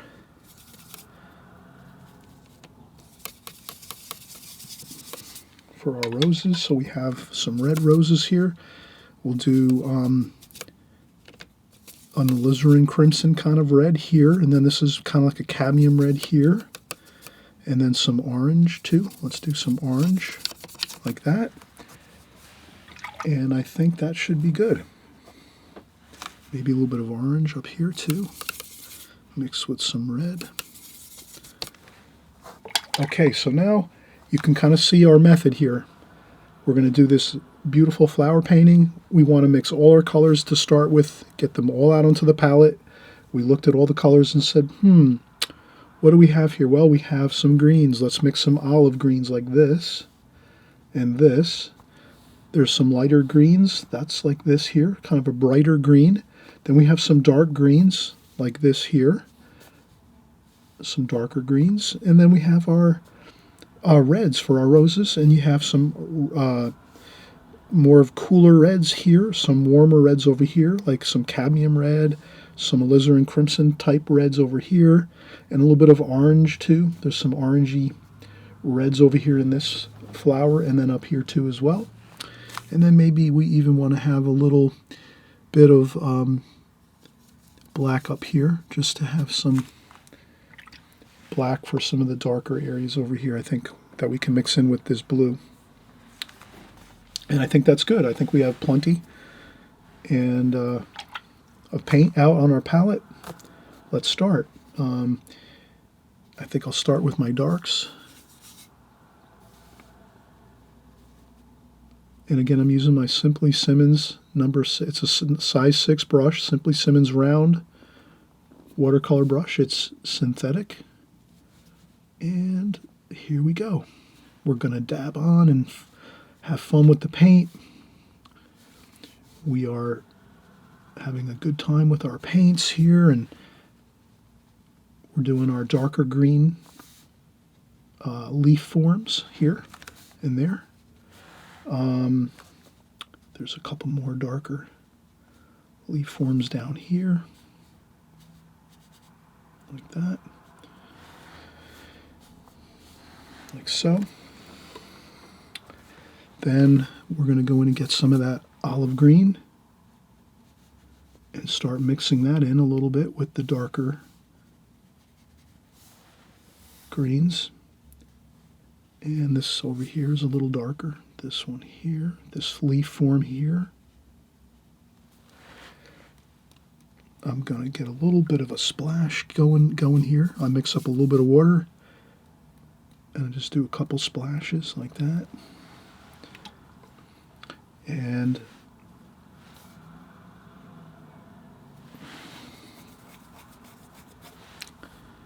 there's some brighter green there. So we're going to get that in. And then maybe there's some more bright green right there. So I'm just referring back to my painting each time I go. back to the palette. I look at my painting. I say, all right, what do I need there? And then I come in here, and we already have the colors mixed, so that's a really big help if you can have your colors already pre-mixed. And a little bit of yellow mixed in with that, maybe. Okay, like that. There we go.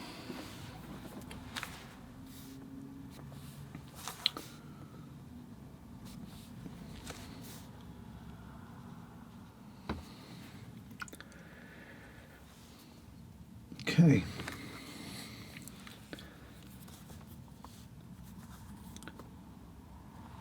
I think everything is looking pretty good right now. We have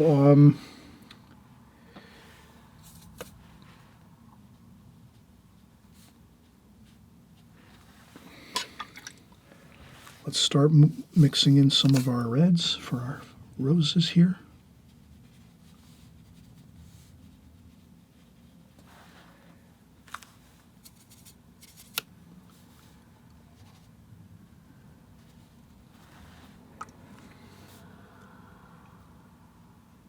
And we'll mix in some water with that too as well.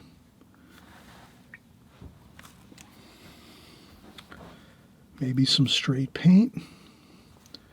So you can always go in and get straight paint right out of your palette, just to give some more little extra added color, exciting color like that.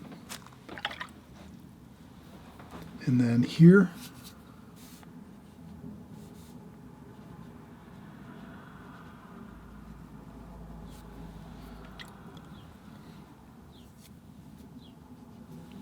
then you can rinse off the brush.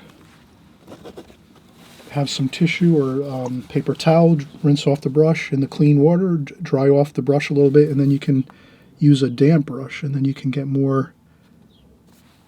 some light tonal values with your damp brush so that everything doesn't look the same. You want to have some changes in tonal values.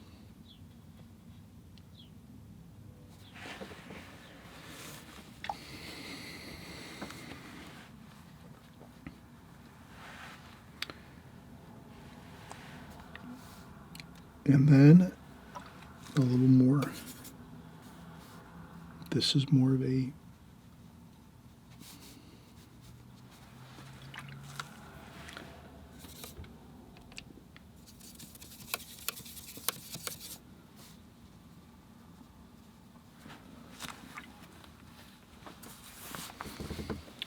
then again, I rinse off my brush, dry off the water on a tissue so that I can get a nice light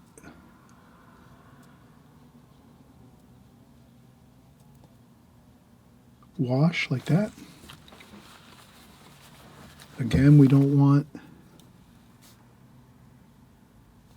a couple of the really, really dark darks. Looks good in there, right?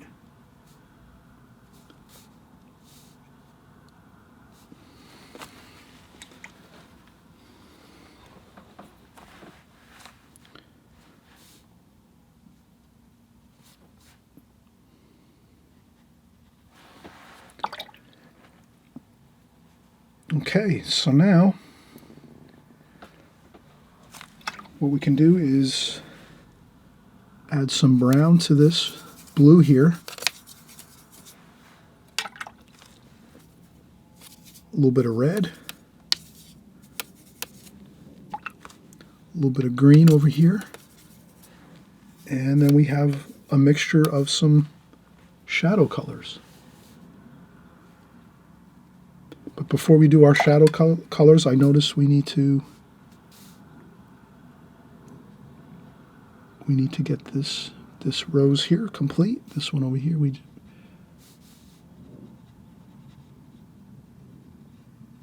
like that.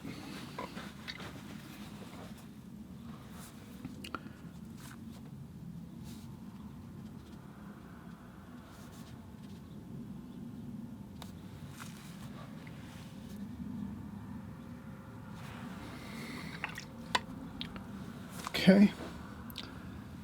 Now we can go in and do our, and you know what, for our shadow colors, let's use our square brush.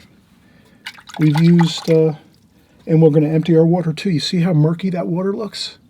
Let's make sure we empty the water one more time like we talked about. If we're going to make a shadow color, to paint in shadows in this painting, we don't want to use really muddy looking water. We want to use this shadow color like this, and then we just do this like that. So now we're doing some shadows. If you have to lift up a little bit, if you see some watercolor getting a little bit out of control, that's all you have to do. Purple, I would say some purple is going to look good for shadows. Shadows always look good when you add some purple to those. So there we go, purple. And we're just going to do that. So that's some shadow there. There's some shadow there too up top.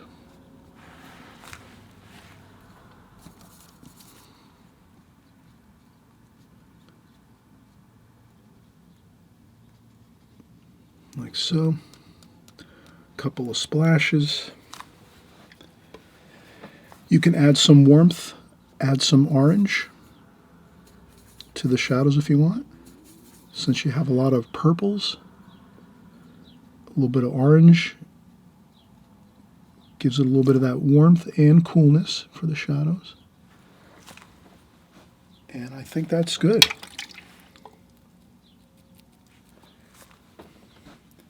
So as you can see, we had a great time doing these flowers. Very fresh, very fun, free.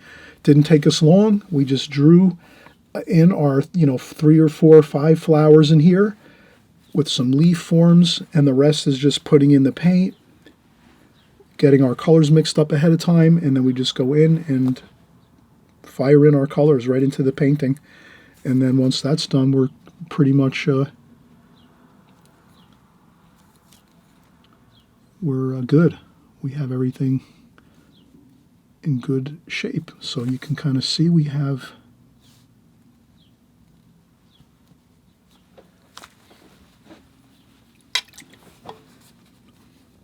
a nice looking abstract flower painting with some realism too as well.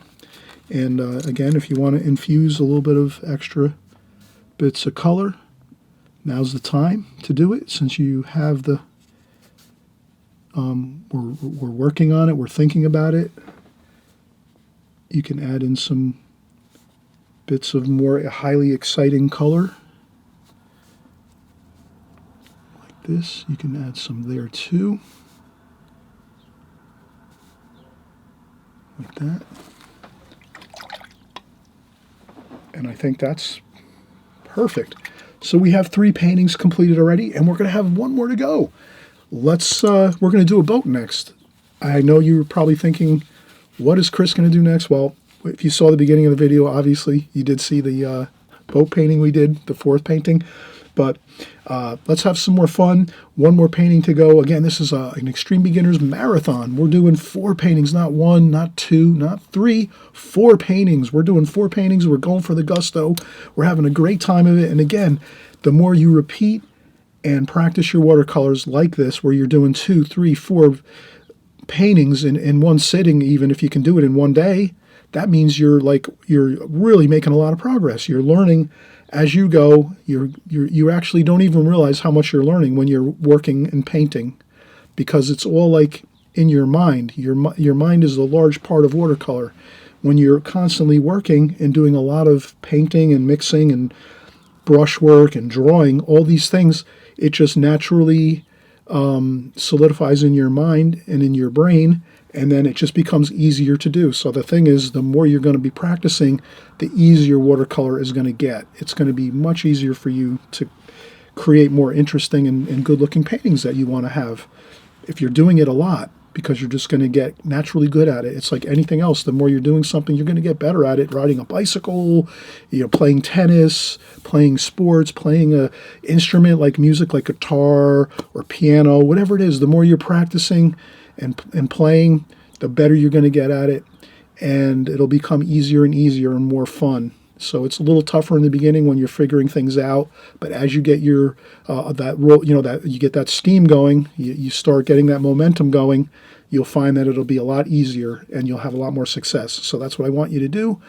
Get lots of success in the beginning by practicing a lot, and then it'll be a lot easier as you go forward from here. Okay? All right, so we'll be right back and we'll work on our fourth painting, and we'll change our setup here so that we can get our final painting over here on the right, all prepped and ready to go. Okay, so we'll be right back. All right, we're back again, and we're going to get set up for our final painting, our fourth painting here. We're having a great time. So I'm going to move my phone over here for a second. Then we're going to take the printer paper with some artist tape on there, and we're going to lift that off and put it over the top. If you decide you want to do multiple paintings on one sheet of paper, just remember when you go to cover your painting with printer paper, if that's what you want to do to kind of keep your paintings, each of them safe and not let any smudges or any paint splashes get on there, you have to make sure your painting is 100% dry before you put your printer paper over the top like so. Because if you take your paper like this and you drop it on top and it's not dry, it'll smudge and it'll ruin your painting actually. So that's something you really have to remember. You don't want to put your printer paper over the top of anything that's still damp or wet for your watercolor paintings. So this one here, I did the blow dryer and I drew this I dried this 100%. Now I can put my printer paper over the top, and now you can see we have our final section of our pad of paper, which has 4 paintings on it. This is our final painting. We're going to do a boat. So I'm going to take my phone and we're going to take our boat like so. I'll put my plastic over my phone so you can kind of see this is the final painting we're going to do. This is gorgeous boat here. It's in the boat yard. It's propped up on some cribbing and it's being worked on. They're painting it and restoring it for the new season. So we're going to look at this and pretty much kind of make an evaluation here.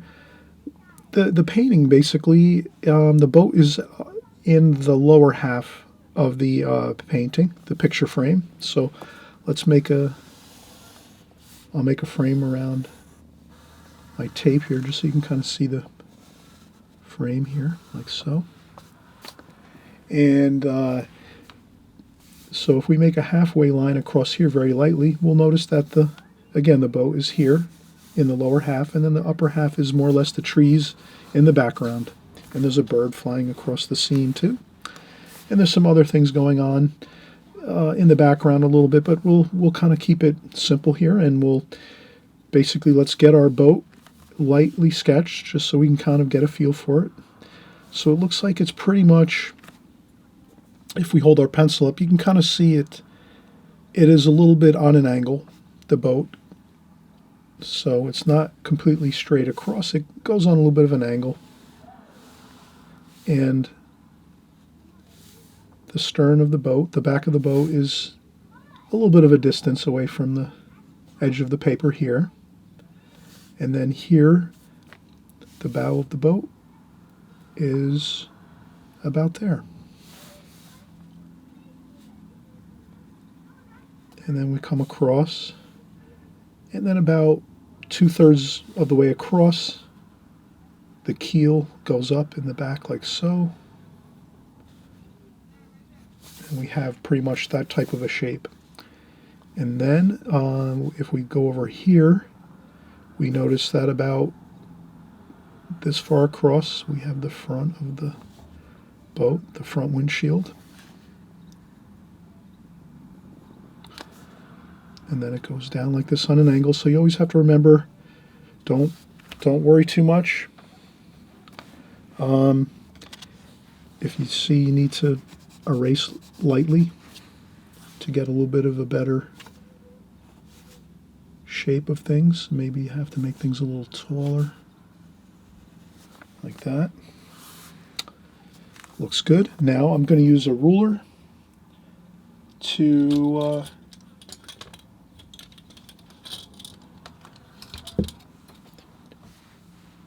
create some of my my bracing here. So this boat, I think what I have to do here is I have to come across here and then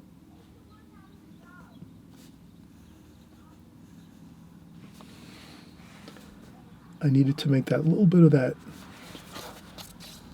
dip in the front of the boat, the bow. There's a little bit of a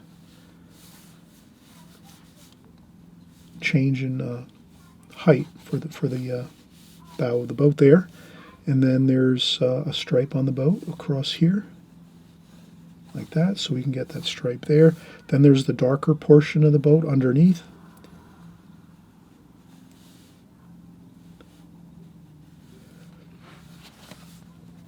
And then there's the cribbing underneath, so we're going to do some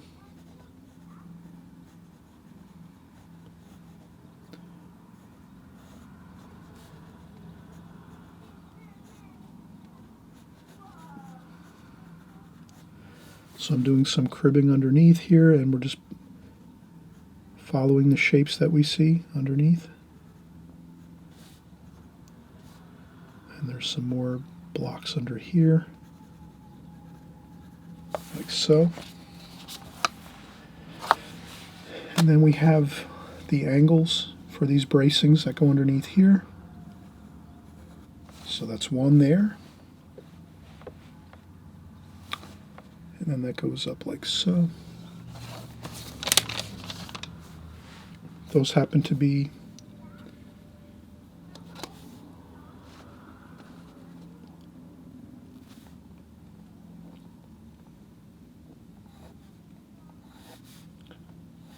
like that.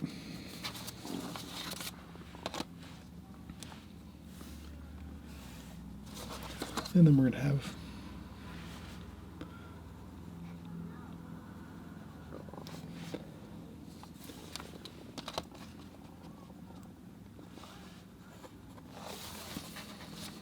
there, and then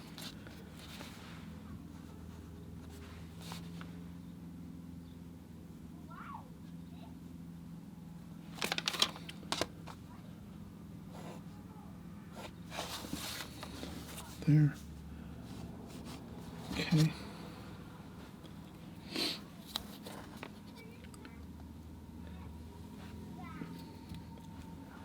And I think that's good. So we have our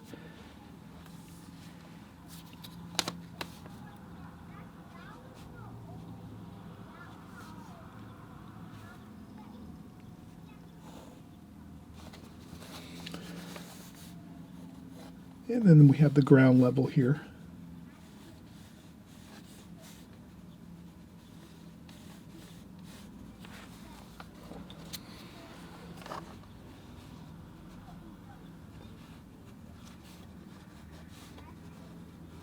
I'll make a couple boats over here, I think,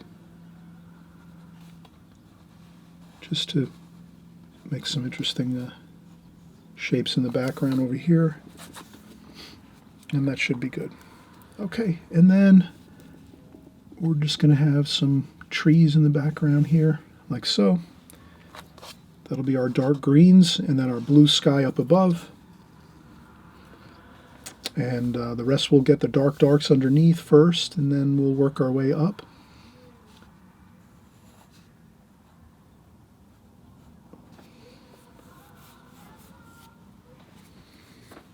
And we should have a good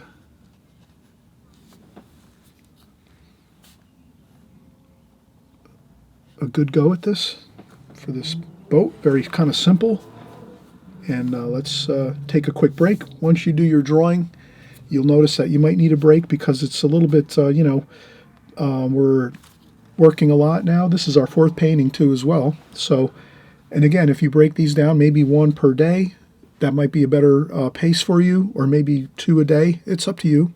However much time you have, you know your own schedule. As an artist, you have to schedule in your time of when you're going to be drawing and painting and practicing, and maybe you're working on the weekends with your paintings, and then you're doing some drawings and sketches during the week for 15 or 20 minutes every day.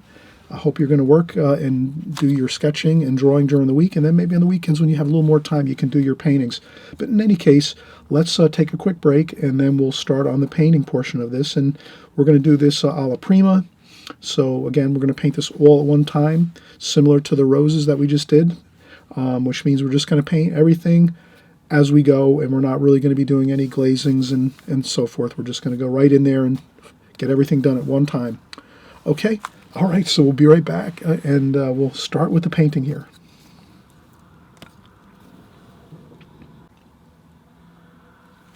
Okay, so we're getting started again. Let's do our customary prep work for our next painting. We spray our palette so that we can use a paper towel and wipe that down. Let's do our spritz on our paints here. We'll take our paper towel and we'll clean the palette here. So each time we start a new painting, we're cleaning up the palette, removing all the old paint. It gets all mixed up, and sometimes it creates unpleasant looking colors and mixtures because it's been mixed numerous times, the colors and the paints all together. So that's why we'll clean our palette, make sure we're starting a new painting. We want to clean everything up. Then we're going to do our next, I'm going to use my Simply Simmons number 6 for this. Next thing I'm going to do is change my water. So I change my water, make sure I have fresh, clean water as I start my new painting. And now what we'll do is let's get our colors mixed for this. And this looks like a pretty straightforward color mixture or color scheme for this. This does not look really tremendously difficult. So let's say that we're going to need green up top here. So I'll use my 2 greens up here with a little bit of brown mixed in. That gives us like an olive green, sort of an olive green. We need some blue, maybe, over here on the right-hand side to make some darker mix. Purple and blue with a little more brown, a little more blue. This way we have a green and then a darker green mixture. So you can see the really, really darker green mixes here, which is there's trees behind this boatyard. So we have some big, tall, beautiful trees back there. Look at that. All the interesting dark greens, light greens, kind of a real exciting look to that. So we just remember that's our color mixes up here that we just created for that. Maybe some orange and gold.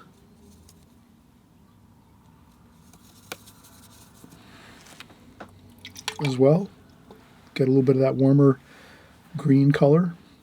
Then we're going to need some red and brown for the bottom of the boat.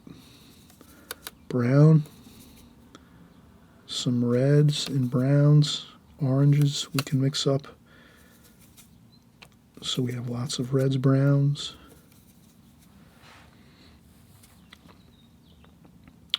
And maybe just a touch of black up here, not too much. We always want to be very careful. Just mix a little bit of black once in a while to get some darker mixes. But be very careful to not mix this black into the rest of your colors, because we will need a little darker black maybe mixed in here and especially underneath here. But we don't want to sort of contaminate the rest of these colors. We sort of want to keep that separate. So keep that black, usually keep it separate. Okay, and then we have some blue. here. Some purple up here. For some shadow colors, I see some purple. A little bit of purple up in the sky, too, I see. And then down at the bottom, brown and orange. And some red. More like this. Maybe a little more orangey, like that. Okay, so I've looked at all the colors and I said, let's mix our colors first so that we don't have to worry about that. Once we start painting, we can just really basically use everything we have in our palette that we've already looked and said, okay, let's mix the colors. We did the greens with the golds and a little bit of the blue too as well to get the darker green mixtures there for the trees in the background. Then we have some purple for some of the shadows here and there. We have the reddish brown color for the underside of the boat. And we have some more blue for some shadowing, maybe some sky and some shadowing. Then we have some more gold, orangey kind of gold color here for the foreground. And we have some blue for some shadowing underneath here too. So we kind of have, all the colors are pretty much good here. We're going to do this alla prima. So I think the first thing we'll do is we'll maybe use the larger square brush, flat brush. And we'll start with our darker darks up here. And we'll just start getting our darker darks here.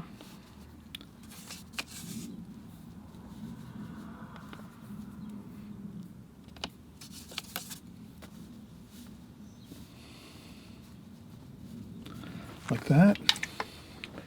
Then we're going to get the lighter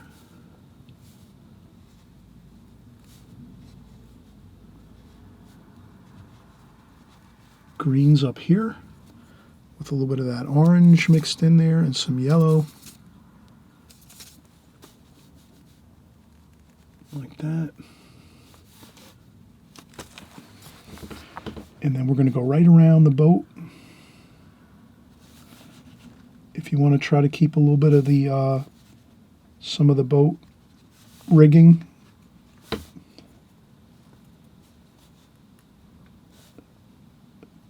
then we can do that too as well. Okay, so then we have that there. And you can see I'm just really getting in the darks around the boat, top of the boat. I'm going to try to leave some of the whites of the masts and rigging.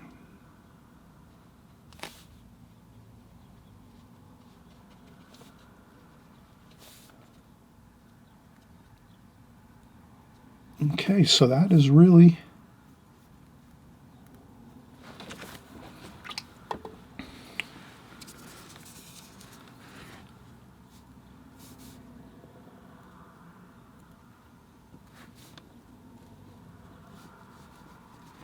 all right, perfect. Now we can, since we have this,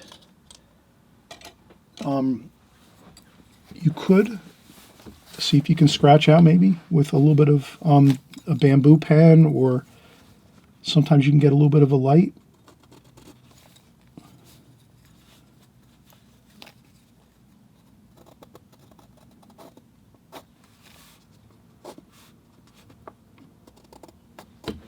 Like that. We could add a little bit of white paint later.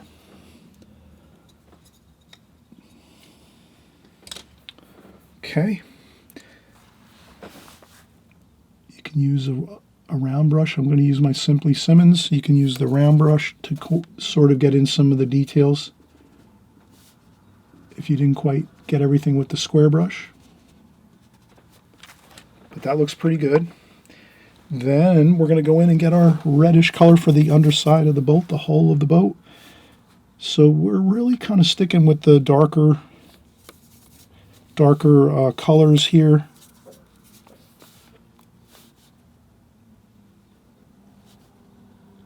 And again, I can leave a little bit of that. There's a support post underneath. So you can leave that a little bit. You can Try to paint around that and leave a little bit of that white support post under there as you go, as you're painting, if you can.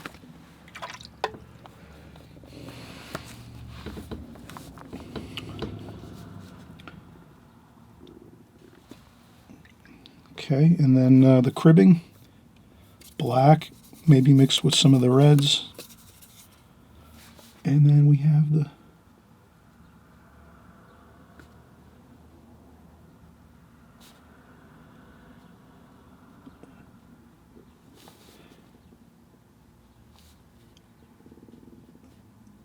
and there we go. We have some more cribbing there.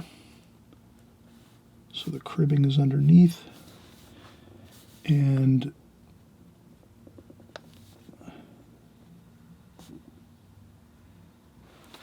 like so.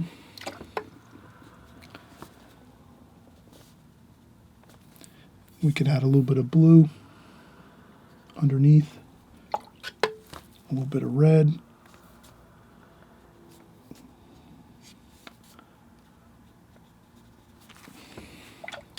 Get some of those darks under there.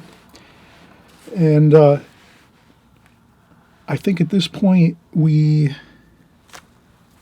could get a few more darks for these posts there.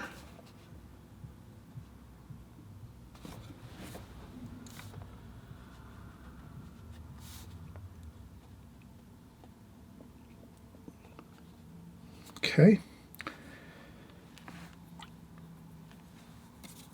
A little bit of purple over here. Some cool shadows in the background.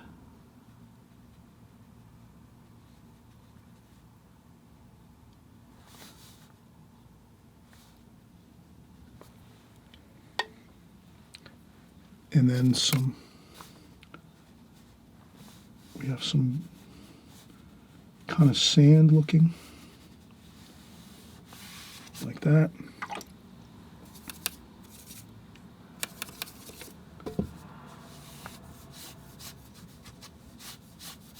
There we go. We just add some of that sand look there,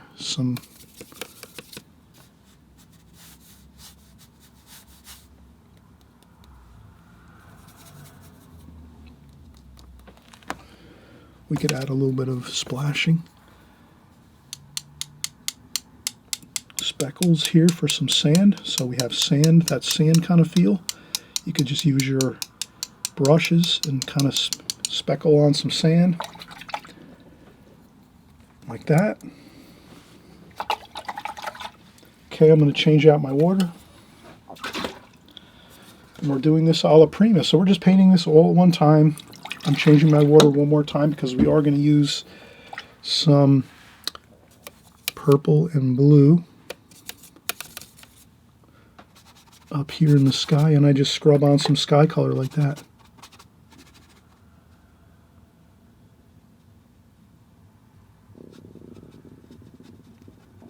Just like that.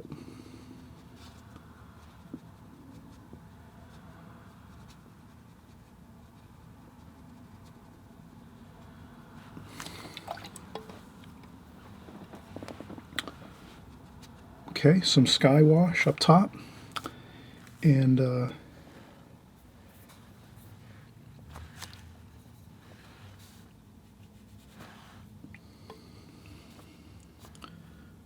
we're going to do some more greens.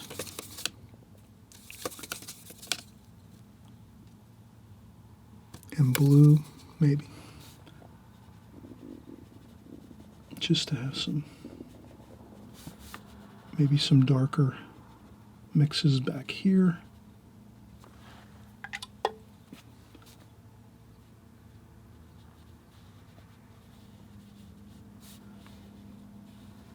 Like that.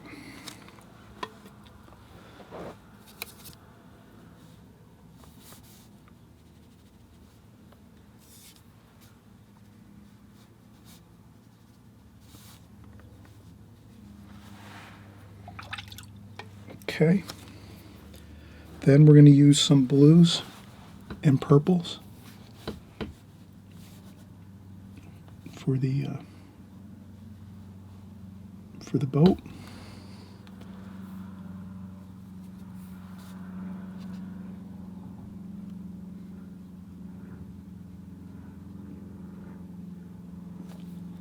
So I mix some blues and purples.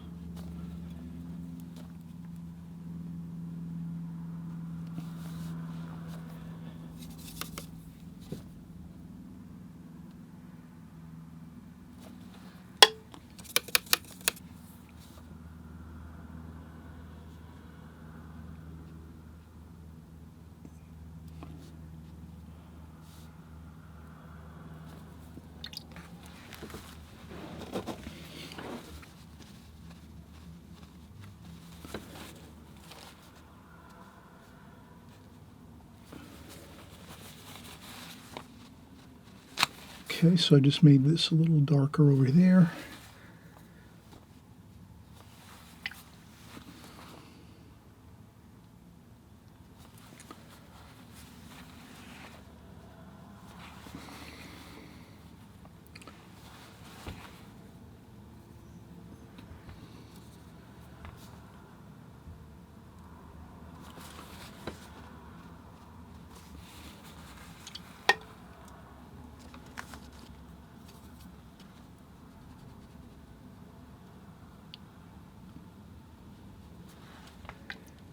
And that looks pretty good. I think we have everything.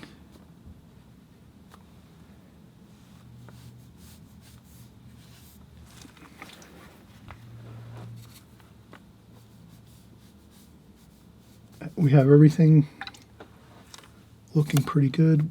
Some blue into this sandy area here, just to kind of mix in some warm and cool. Like that. All right, I think we're pretty much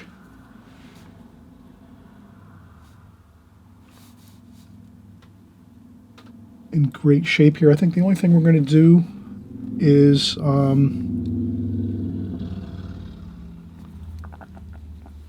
going to add just a little bit of white paint for some of the rigging up here. I think just a little bit over here. So some of the rigging, and we'll make a bird. Maybe we'll make a bird up here flying, like a seagull flying along the shore scene here of our beautiful boat. And I think that's it. I think this is really, everything is looks fine. Okay, so we'll take a break. We'll come back. We'll finish up some of the rigging here and our masts and things, and we'll call it a completed painting.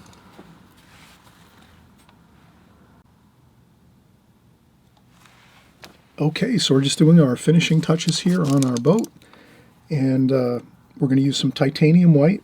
So I have a fresh tube of titanium white. I just was looking around. I think I used up the last of my titanium white, so I just take off the top, and then I just add a little bit of maybe some orange. And I'm using my praying brush here, so a little bit of orange. And I just mix that little bit of orange into the top of the into the tube of paint. So I mix up some orange, maybe some brown, just to give it that little bit of a off-white kind of look to it. And then I just get some of that white paint on. You can always take the white paint, get some on your brush, then dry off a little bit with a tissue. And then you just want to, use it a little bit to maybe capture some of those whites that you weren't able to capture, as you were painting. Sometimes we paint over areas. So I just do that. Add a couple of whites just here and there, not everywhere, and I kind of just do it like that.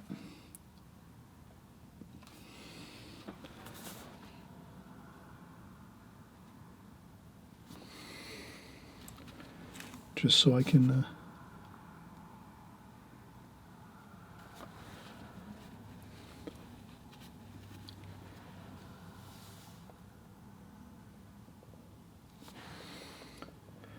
that looks pretty good, and then maybe a couple across here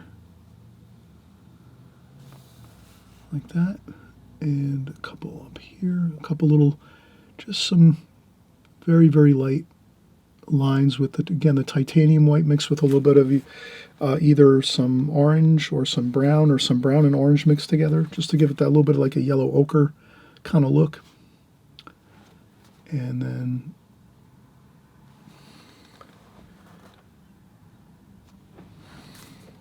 once we have that done, we can maybe do a little seagull.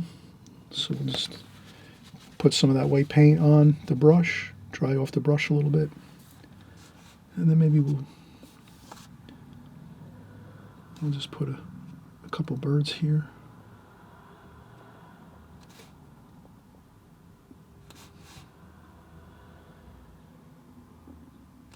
Like that.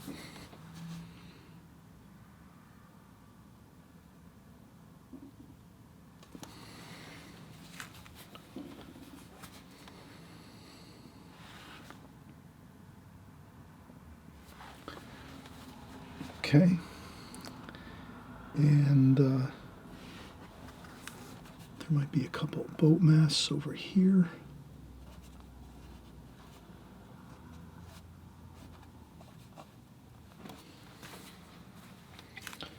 Then we can always go in and get some of the darks,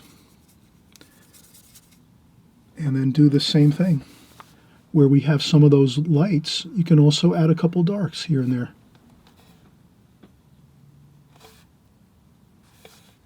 This.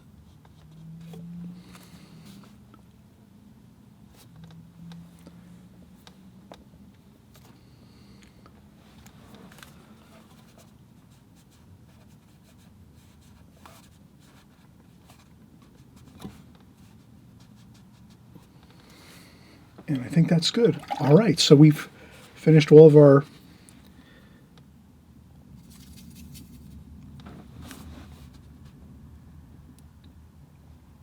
paintings. I'm going to add a little orange, a little bit of orange to the to some of these, just to give them a little bit of warmth to them, like that. And then that's it. All right, thanks everybody. Well, we're really excited about our paintings, our drawings, our compositions here. Let's keep working on them as much as we can. Try to do as many paintings as possible. This is the reason I created this video, is just so we can do like 3-4 paintings in one session. I know it's a long video. It's you know, maybe 2 hours or more for this video, but at least this is a video you can go back to and maybe do it a second or third time. And try to do each painting as you go, and you'll learn something as you go. Each painting, you're going to get better and better at each one as you go.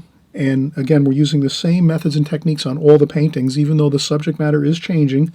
You know, we're doing some boats, we're doing flowers, some architecture, some city scenes, whatever it is we're doing, we're using the same techniques though, over and over and over again, with our paintbrushes and our water. And these are the things that when you learn these things and you keep working on them, you're going to get absolutely fantastic at watercolor. So you can do it. Don't worry. Just keep working at it. And we're going to see you on the next video. Bye-bye.